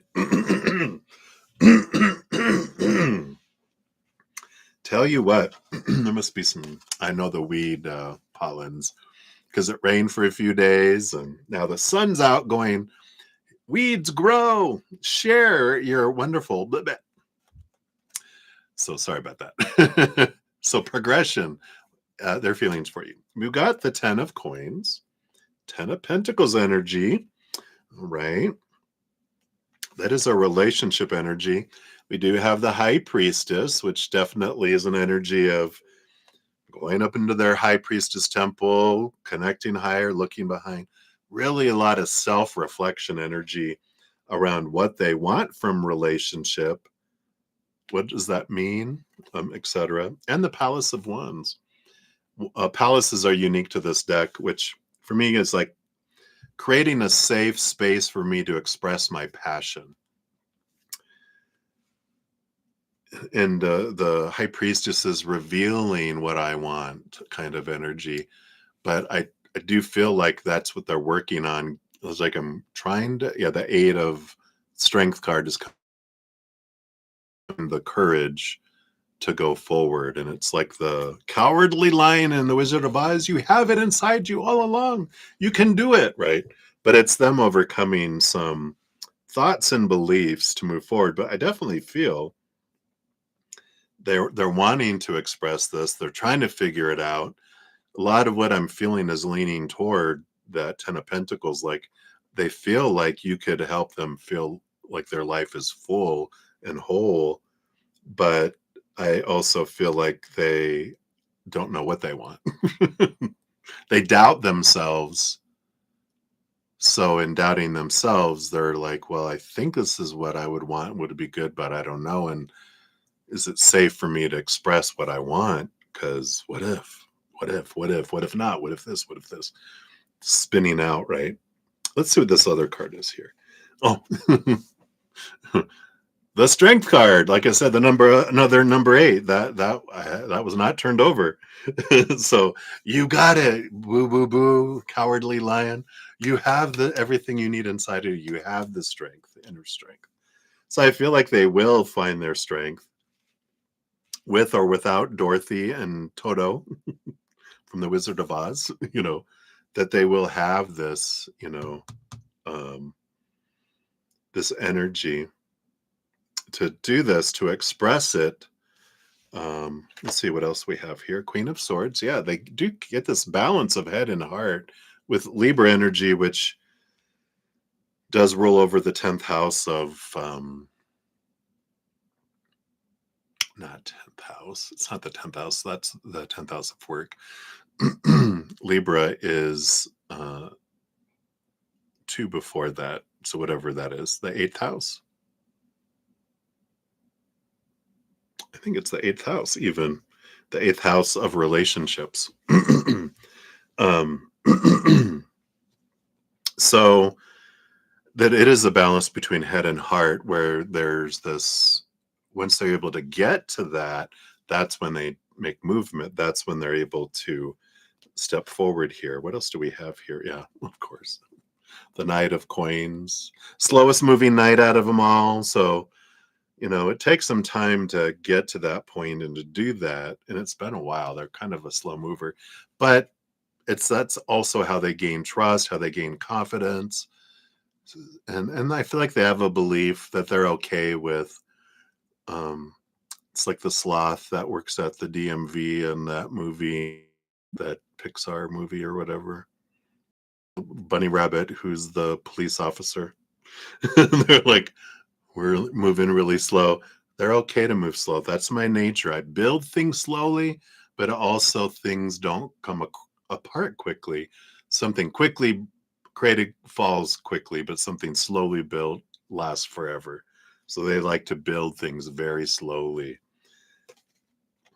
And the Ace of Swords. So here is that. What the Queen of Swords holds, the Ace of Swords is they take time to gain clarity, to see things correctly, to gain perspective. And so allowing that and just going, you know what? Trusting that what's meant for us doesn't pass us by. And that when things are slow on our side, if we're experiencing, that's giving me time to work on something inside of me, to raise my love vibration, a thought or belief to let go of, an emotion to release that doesn't serve anymore, energy that doesn't serve me anymore, purging things out of my physical world. It's all given time to get rid of stuff that doesn't serve, to make space for something. Because we only experience slowness in our life when we have something to grow and learn through, right? It's like going on a long trip. If I'm with someone and I'm having a great time and the trip goes by fast, But if I'm conflicted on the inside and with this person, it takes me forever. Feels like it takes forever to get somewhere that's a short trip, right? So it's all when we feel things are slowing, then that's giving me time to look at what's going on inside of me around impatience, also my self-love, my self-courage, my self-worth, etc. So interesting. Hopefully that helps. They definitely have excuse me. I think the frog has left. It was like right there. Um, yeah, right. Again, there's this speaking energy that's coming through with that blocked throat chakra. So it's like, don't be afraid to speak what you want to speak, because what's meant for you won't pass you by. So it won't. Say what you want to say out of love, from a place of love and joy and peace, not expectation and we do that, we just get more of that. But if we speak from a place of truth, our truth out of love, then it can't hurt what is meant for us. But it's our fears that hold us back, right? But I feel like say what needs to be said. It helps clear the air and your nasal passages. Let's see. We got wise old woman. Card number 2, the Pentagon number 2. Let's see what that brings in here. The wise old woman is our unexpected ally in the enchanted forest. When everything seems dark and hopeless, there she is, standing on the path just ahead of us. Her basket might contain herbs and berries and hidden fruits of the forest, which will nourish us when food is scarce. I swear, I keep seeing someone go back and forth. There's no one there. But there's maybe this wise old woman is someone that's on the other side for you, because I swear I keep on seeing someone go back and forth and there is no one out there. All right. Says, or like the three wise old sisters in the Welsh family tale of the Green Man of No Man's Land, she might summon for us the birds who know exactly where to find the magical castle we've been invited to, but which no human has ever heard of. The closeness of wise old women to birds, animals, herbs, and the rest of the natural world is a strong thread that runs through European fairy tales. Today, we might well face the devaluation of all that's wild and instinctual in our own natures, but fairy tales remind us that older women's of knowing are simply lying dormant, waiting for a new dawn. Above all, the wise old woman is a living cauldron of knowledge. Her truth and her wisdom are the nourishment we crave. What might the wise old woman have to teach you about the wild and instinctual knowing that you need to uncover for the next stage of your journey? Interesting. So really listen to that intuition and that connection. I feel like you do have a wise old woman on the other side that gives you beautiful information, knowledge, and signs in an unconditionally loving way now. Even if in the physical world, when they were here, they weren't totally that, they do that now in that way. So I like that. All right, so that's what they have for you, Michelle. Thank you again for your donation. I greatly appreciate you. All right. So we're circling back here. So Summer, you are up. Let's grab yours. 338, 36. So of course, Moonlight. Let's give your donation a love and a like here. I am doing hope you're doing well as well. So you'd like a spirit message. What's coming for you in the next 2 weeks? Money, love, and whatever. All right, let's take a look here.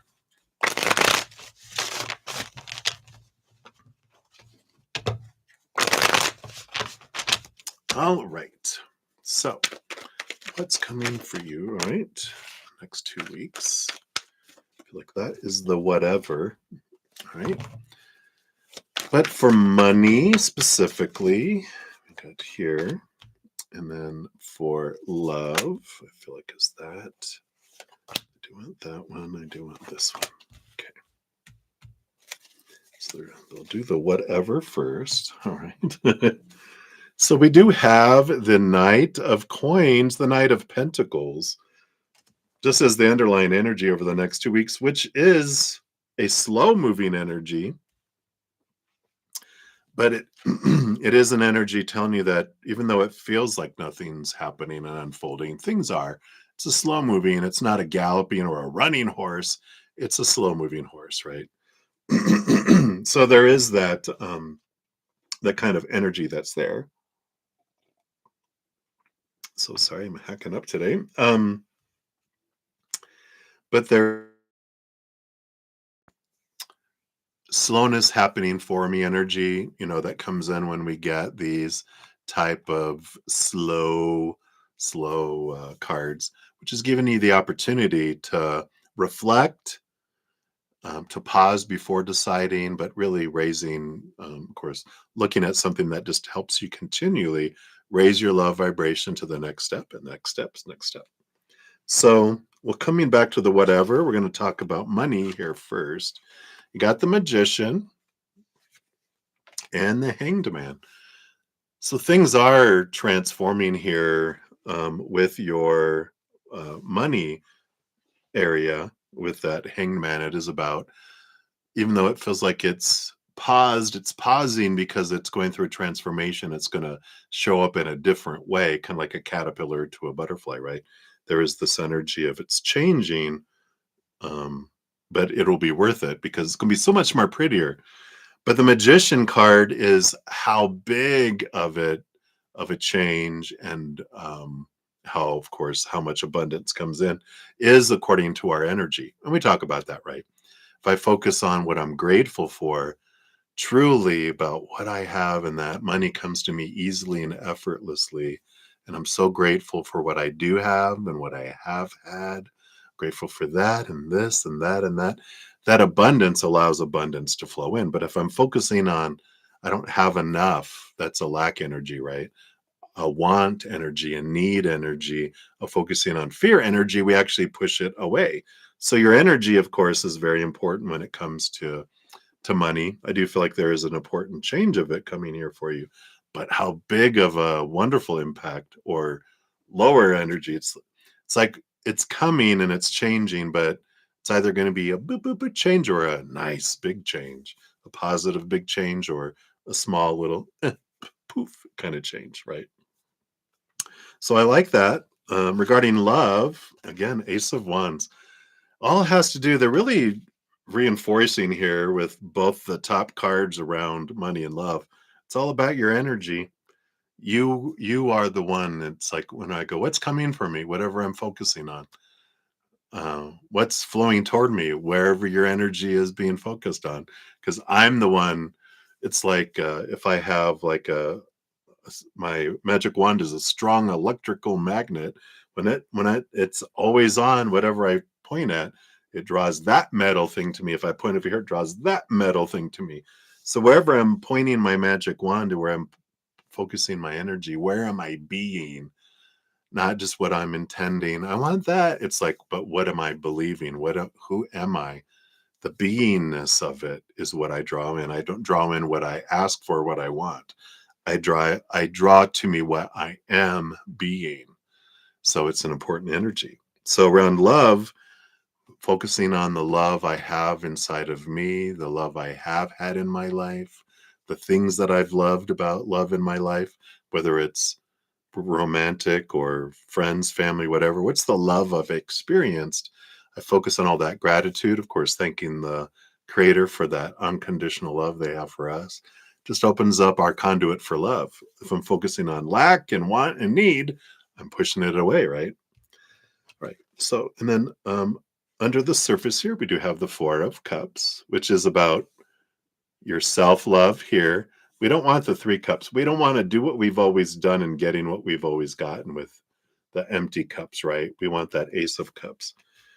Realizing every relationship that I have in the outside world is a reflection of my own self-love. So the biggest thing we can do regarding love in any of our relationships is to expand our self-love, because the more self-love I open up here, the more I'm able to give and receive love from the outside world.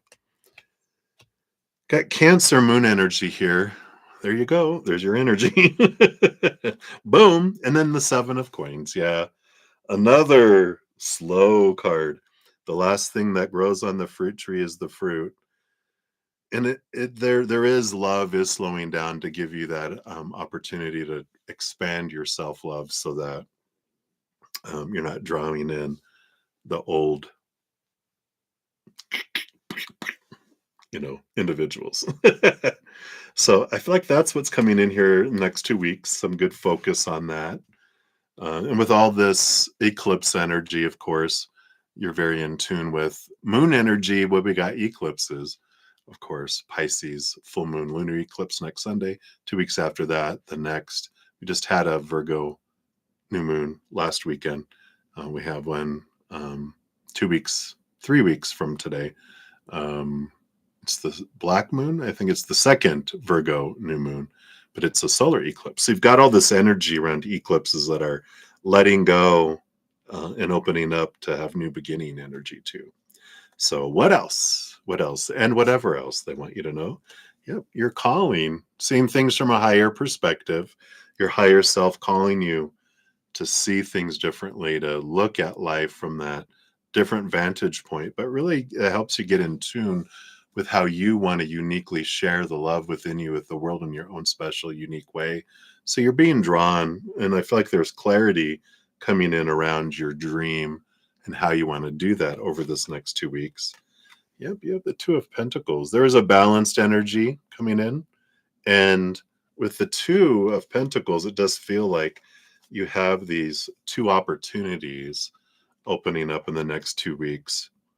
And I feel it's almost like flipping a coin. I feel like I don't know which one I want to do. Go heads this, tails this, flip it. If it comes up heads and you're like, ooh, let me do 2 out of 3, this other one is what you want to do. Or if you're like, oh, heads, yes, then that's what you wanted to do. Or if you're like, meh, then it's does you really don't care what you do, because you're like, oh well, it is what it is. You're not really interested. You don't need to do either one of them. You don't have to choose. You can just continue forward. Don't go off in the if you don't want to. You have the Three of Cups too, which is about community, joy, celebration type of energy. Cancer energy again. But I like this because it's also your spiritual team. So a lot of, when you're not sure what decisions you want to make, it is, you either are afraid to make a wrong decision, which there are no wrong decisions. There's just different decisions with different outcomes, right? And so it's either you're afraid to make the wrong decision. So once you get that out of your mind and go, there is no wrong one, there's this different one. So what do I want to experience? Okay, I'll choose that. And if you're like, I don't know what I want, then it's, can you give me clarity, spirit, on, give me like information that makes one of the choices a no-brainer. And maybe they bring you information about both, and you're like, I don't want either one of those. Or you're like, oh yeah, I don't want that, but oh yeah, I definitely want that. So don't be afraid to ask spirit. So I like that. All right, let's see what your fortune cookie brings in here.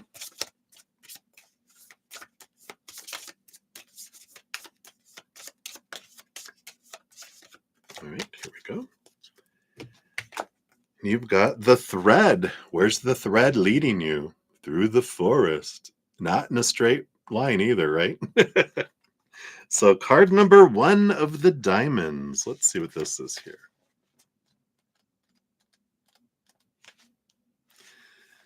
The making of thread had always been women's work, and in pre-industrial times, Creating it was constant in women's lives.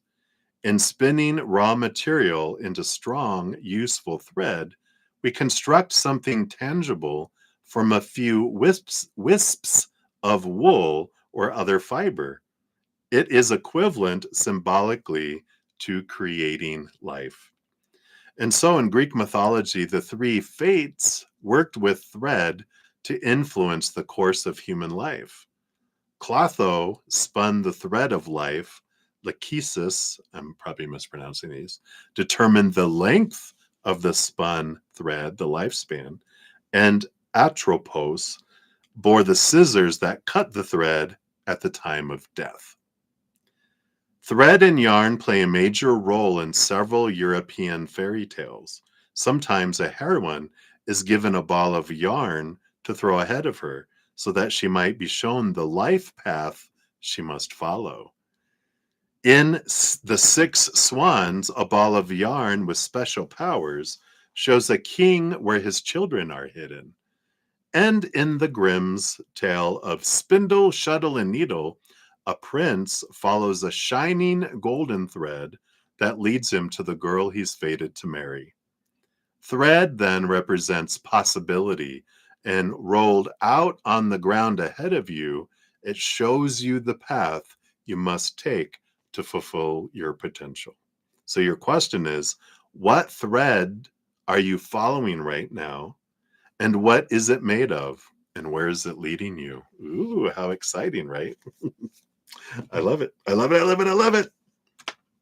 So that is what they have for you, Moonlight. Gotta go. Yeah, exactly. And that's the thing, I'm a little down on money. That's lack energy. So if I focus on I'm a little down in money, I'm lacking, I get more lack. But if I'm going, you know what? I have the perfect amount I need in this moment. And I'm so grateful for what I do have, sincerely, what I have had. That changes things, right? So just what they had said, right? All righty. So that is what we have coming in here.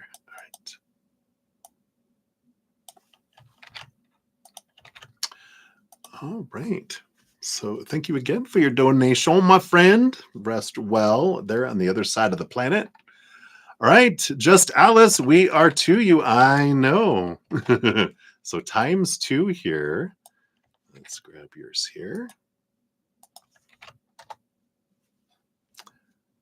All right. So thank you for the little rainbow unicorn and the rainbow. So thank you for your dual donations. Let's see what we got going on here. So there we go. So for your first question, you want to know, what was Harris doing last night? Was there another girl involved? Oh. All right.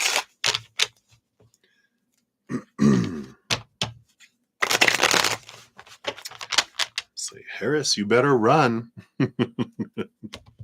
All right, let's take a look here. Give them a head start. Getting my shotgun ready with salt pellets. I'm going to shoot in their bohiney. All right, let's take a look here. So what was Harris? What can we know about what Harris was doing? Was there another girl involved? All right.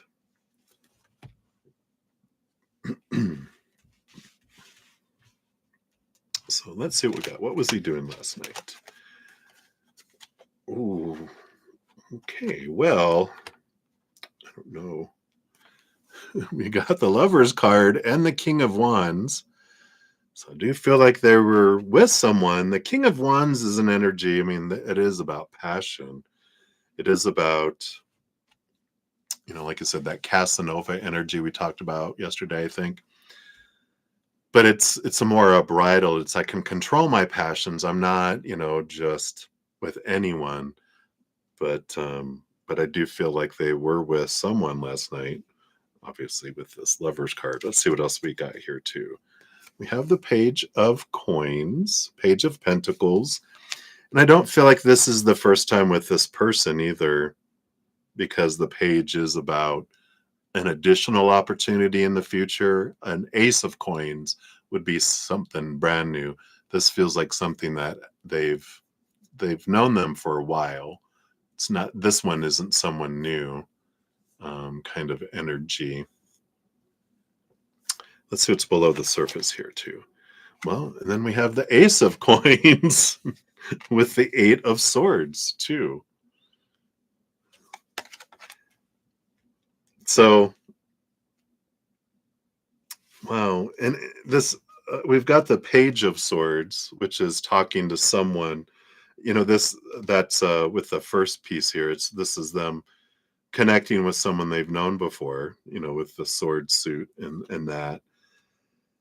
And the Ace of Coins, because this Eight of Swords is about letting go of old ways, old communication, starting something new. They even got the Death card on here. So it feels like here, it's very interesting because it's like, I feel like last night they were ending something with someone with this energy that is bubbling up here. And the Eight of Swords is letting go of old communication that doesn't serve anymore to be able to start something new with the Ace of Pentacles. So it does feel like they were with someone, but they were ending. That was like a goodbye to them kind of energy. It's not going to be there anymore because it's opening up a new opportunity, a new space for a new connection that's there. So I do feel like there was someone. This saying goodbye, I just want to dig in here because with that, the Wands, it feels like they held back from passion because that's what a King of Wands does. Is I don't have to like express it with everyone. I can control myself when I want to, or I feel I need to. Let's see here. Can you tell us the energy around the evening? Yeah, the Seven of Swords. There is sneaky betrayal energy that's there. So I do feel like there was some, well, this is our goodbye. Well, one last time for the road or something, along those lines, which is, I know. But we know that with Casanova energy with them. So I feel like with the one last night, I feel like they're leaving, they're moving, because they're not going to see him anymore. But so I feel like that was like the last hurrah goodbye. But it just opens another empty space within them, because we talked about their energy, how I'm defining my worth by how I can make other people feel. Well, that one's gone. Well, I need something to replace that. Someone, right? Even though it's not conscious, I feel like that's where their fears lead them. This desperation of trying to fill themselves from the outside world, right? All right. I know. And I feel like you know that. And you're just like, yep, that's what I figured.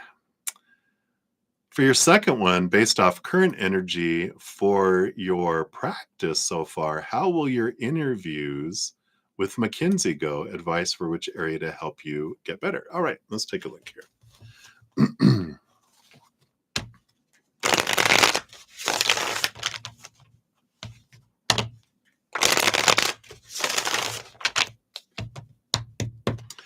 All righty.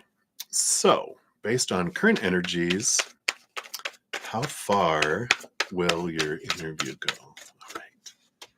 So how far will it go? And then any advice they have for you regarding this here. That, do we want this one too? I do want that one. Okay.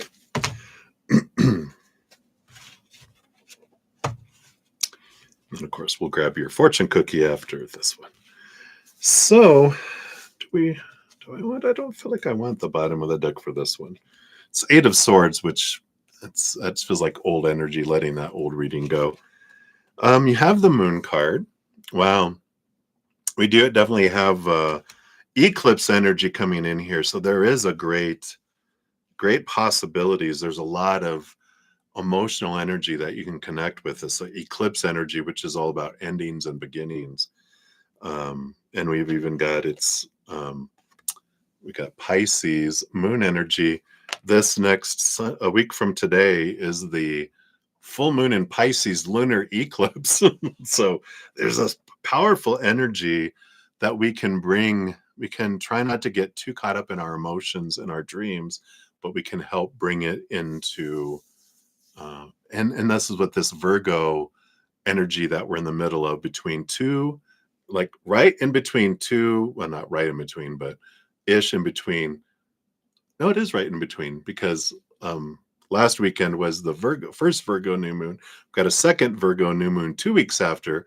So right in the middle, 2 weeks before and 2 weeks after, we've got the Pisces moon. So the Virgo energy is grounding earth energy. It's about tasks and daily tasks and the mind and the emotion. So there is this great balance between mind and heart that's coming in, that's really helping with this new beginning, this ending of old ways, beginning of new energies coming in for you.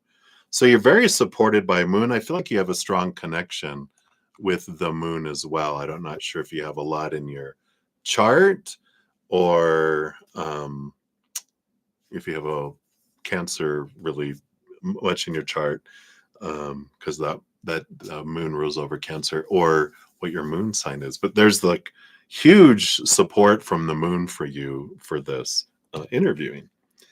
Yeah, you have this death and rebirth energy. Like I said, I was just saying, here's the moon eclipse energy. You're ready for this, and that's Scorpio. Scorpio, um, Pluto energy of this rebirthing energy. So you definitely have this transformative energy that's like behind you with all this. Under the surface, you do have the Two of Swords. Here's that moon energy again in the corner. I like that. So there is this balancing energy. You have the, yeah, it is the Eight of Coins, which we got here. So we've got the sun in Virgo. So you got all this Virgo moon energy that's just piled up here, that says it's very ripe for you for a new beginning. And this is about putting in the blood, the sweat, the tears gets you the reward. So I do feel like there's this forward progression here with this. Just the Two of Swords is your power of story. I can focus my energy on gratitude and, um, not on my fears. I can focus on my expectations, my fears, my want, my need. That's going to work against me. So if you use this energy to fill yourself up with gratitude for what you have, what you have had, and we talked about using your energy to focus on what I love about any job I have now, and what I have loved about any job that I have had, and have gratitude, sincere gratitude from the core of our heart. Just, I love that about that job. I love that experience. And I loved the people I worked with here. And I loved this process. And I loved how they trained people here and how they taught us. And I loved this about that company. It's puts us in this receiving energy to receive from all of it as well. So I like it. It feels very positive. It ends up here. Yep. And just, it's about avoiding the Five of Coins, the Five of Pentacles energy, which is the lack energy. So they're like, just be aware of I need this, I want this, because that is lack energy. When we're sitting in gratitude of the moment, I'm not lacking, I invite more abundance in. If I'm focusing on what I don't have, then I focus in on don't, and then I don't get more, because I'm telling the universe, well, you know what I'd really like is more not having energy. And we're like, no, I want more. They're like, oh no, wait, no, I have everything I need. And really believing it. It's not about pretending, because energy don't pretend, it knows. We can't fool energy. Our energy is what it is. It's like just really realizing I am whole and complete and perfect in this moment. I don't need to become anything else, have anything else. I'm perfect. I'd like to experience this job, um, and go in this place. But whether I do or not is fine. I release it to you. I surrender it to you, Creator. You'll bring me the perfect job in the perfect timing in the perfect way. I trust you. So I like that. All right. So let's see here. Oh, I thought I saw a card going flying, but here is here. Yep. So rest, sleep. You're dreaming too. I love your dream world. Um, Pay attention to your dreams as much as you can. I feel like your spiritual posse is communicating you a lot through dreaming. Says sometimes at a critical juncture in her story, a fairy tale heron will fall asleep, and she'll stay asleep for a very long time, perhaps even for that magical period of 100 years. Sometimes she'll fall into such a deep sleep that, like the Sleeping Beauty on her silk covered bed or Snow White in her coffin of glass, it will seem likely to onlookers that she's dead. Nevertheless, she isn't dead, and nor does this protracted slumber make her a passive character. While she's caught up in this state of apparent suspended animation, something important is being incubated inside her. So, all this time, the waiting and the delays and not being able to get into the company before has been on purpose. You've been incubating something. And so, above all, this deep sleep reflects a process of deep transformation. That's what we were talking about, right? With the death and rebirth card. The heroine is repairing and renewing herself. She's also preparing herself, making herself ready for the prince or the situation, right? Who will soon arrive and for the next more active and relational stage of her life. And like the butterfly in the making that's still resting and growing in the darkness of its cocoon, the time will soon come for her to wake up and break free. Wow. Says, what do you need to take the time to incubate in your life right now? Right? Gratitude, right? What wants to grow in the slow darkness of your becoming? I feel like it has to do with how we define our worth, right? Sometimes we'll define our worth by the job and what we're doing. But when we realize that doesn't change my worth, that just changes my experience of the outside world. But rest well, sleep, pay attention to your dreams, I feel are important for you too. All right. So that's what they have for you, Alice. So many blessings to you. All right. And then my last donation, and I'm gonna, if any more come in, I do need to go. I need to go eat. I've been on for 4 hours, so this will be my last for this session. I will come back after I eat for free readings, so we will definitely have those. And if any other donations come in, I will also complete those upon my return. All right. So Johanna, let's grab your additional timestamp. Thank you for all your multiple donations today. Here is all your timestamps. And thank you for that. Let's give that a love and a like there. You want to know what's the vibe with you and oh.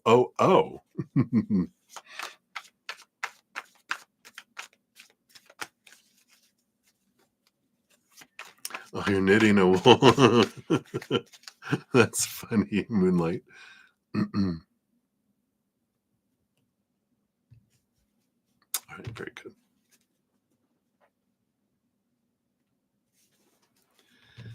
All right, let's take a look here. So, what's the vibe with you and oh? Okay, all right. Those, A, and this one. Don't feel like that one. Nope, this one here. All right, let's see what we got going on here. Oh, okay. Your vibe, the tower, lightning bolts, lightning and thunder. Does feel like there's going to be a sudden departure kind of energy here where just there's just going suddenly they're just going to be removed out of you're going to be removed out of each other's life to make space for something else. Let's see what's the what was the purpose for the being together here. Yeah, I feel like you're with the high priestess here. You were learning a lot about your intuition, about confirmations of what you were feeling on the inside are being confirmed in the outside world here.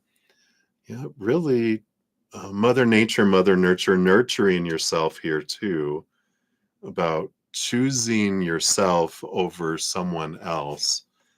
Energy, the Three of Wands, choosing to go a different direction. And the Page of Cups, choosing your higher love and your inner love. I feel like there's an opportunity for you if you haven't cut them out yet. I feel like you will. If you don't, they will be removed per your agreement with Spirit. Because I feel like the piece that a big piece you're learning through them is me choosing me, my peace, my self-love, honoring my self boundaries, and I'm choosing me. So I feel like that's a big energy that's coming in here is I'm choosing me. And I like that. But if you decide to wait for the lightning bolt to hit and blast them out, you'll just you get to have that experience if you want to. But I do feel like they will be suddenly removed out of your life. Yeah. And there is this feeling of the fear of abandonment, being left behind, being left out in the cold. What does that mean about me? Or I don't want them to feel abandoned. Ooh, that's an energy, right? I don't want them to feel abandoned. So, because I don't like it when I feel abandoned. So I don't like feeling responsible. Let's rephrase that. They're rephrasing it. I don't like when I take on the responsibility for their emotions of feeling abandoned. Because you're not responsible for it. But if you choose to take on that responsibility that's not even yours to take, they're like, it's like I'm embarrassed for someone. You don't have to be. I am, it's like, no. It just went 4, 11, 11. I like this. Yep, the Two of Coins. It's this balance and this choice energy of the physical world coming in. Yep, and the Palace of Coins. They're very much, all these 3 coins coming in here. This place, it's like this has been an energy.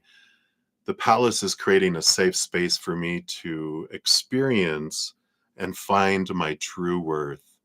And that's what happens in interactions with others, is they're a mirror for me, showing me what I want to see about myself, right? Until I see it. So I do feel here that's the energy, that it is a stepping stone, it is a mirror, but it's a temporary mirror. I don't feel like they're going to be in here for very long at all, for much longer. I feel like they'll be exiting the picture in one way or another, either by your choice or by Spirit kidnapping them and taking them away, or them being drawn away by a bright, shiny thing. Ball, boy, or ball, and they throw it, and then he takes off, and then they're not there anymore. So hopefully that resonates for you, my dear Johanna. Yeah. But that's good reflection. How are you reflecting your, choosing for you and your boundaries, and what's coming up in the mirror of them? But I feel like they won't be in there very much longer. So, anywho, don't take him. You asked him to before you came down here, right? So I'm just saying. All right. So let me jump up here and I'm going to grab all of the free readings. Like I said, I'll be back in, give myself some space here, probably in an hour or so to finish up all of the free readings. I did complete all of the donations.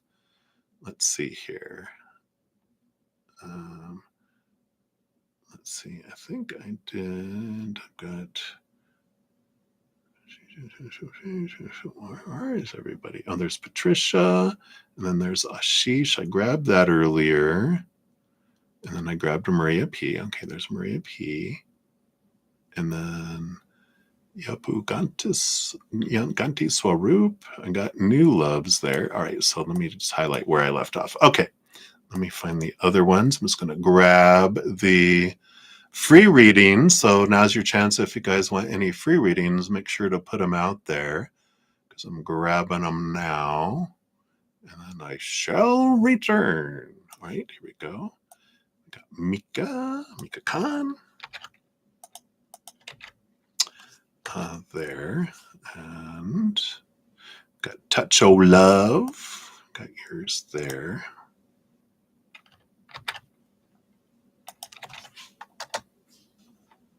Olivier Vagara. Hello, hello. Got yours there. Okay. That one. We did that one. Did that one. We did that one. We did that one. All right. Got CJ. Grab that one.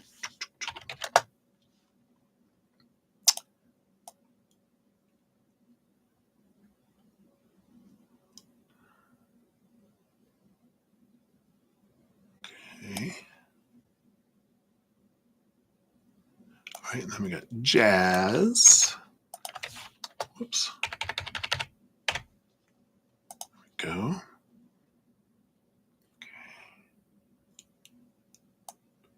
Got Flo. We've got yours there.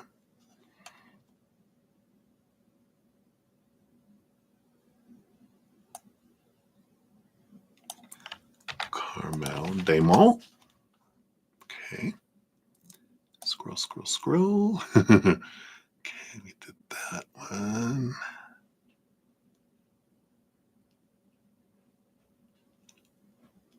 Okay. Got Trampzilla. I crack up every time. I'm sorry. I love that. All right. Broem.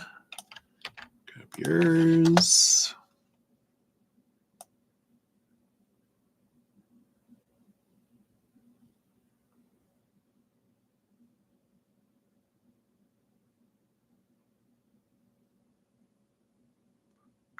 Okay. Right. Sorry, I'm just reading down here. Right. Aries rising. There's yours. Whoops. Okay. Got red. Got yours. All right. Sama.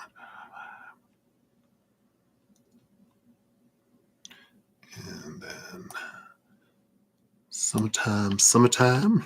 Moonlight, we got yours. Whoops. Okay.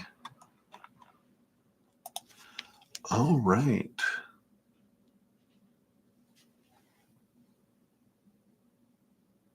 You can't see what you're. And they say, I wonder will I ever see what phone call makes. Yeah, no, I get what you're putting there. All right. You do feel that through your higher self grapevine, Jojo. Oh, I love it. I love it. I love it. For the bad news. Well, that's based on current energies, right? All right. Okay, perfect. I thought you were going to have one there. So thank you for that. We'll put that free reading in here. Does your body like that you stop smoking? All right. So we'll have you on there. Lastly, but not leastly, we got you there. All right, everybody. I'm going to head off, go eat, and I shall return probably in about an hour, if not before, and then I'll finish out all the free readings. So after each session, I do post a pinned comment with all the readings completed and timestamps. So if you come back on after the stream, you'll be able to find out exactly where your reading is. Just click on the timestamp. It'll take you right to your reading. So thank you for all the thumbs up, all the love, all the support, all the donations too. We're all part of the love tsunami when we're sharing the videos, we're giving the likes, all of that just helps spread the Zen love. So thank you for being part of the love tsunami. And until I see you guys again, remember every second of every day of our lives, we truly are eternally and unconditionally loved by the Mother and the Father of all things, our Creator. And of course, I love you guys too. So until I see you again, much love. You hang in there. Take care of yourself. Have a great week if I don't see you until then. And remember, have some fun because why we've been so serious. It's a playground. Let's go play. All right. I love you guys. We'll see you soon.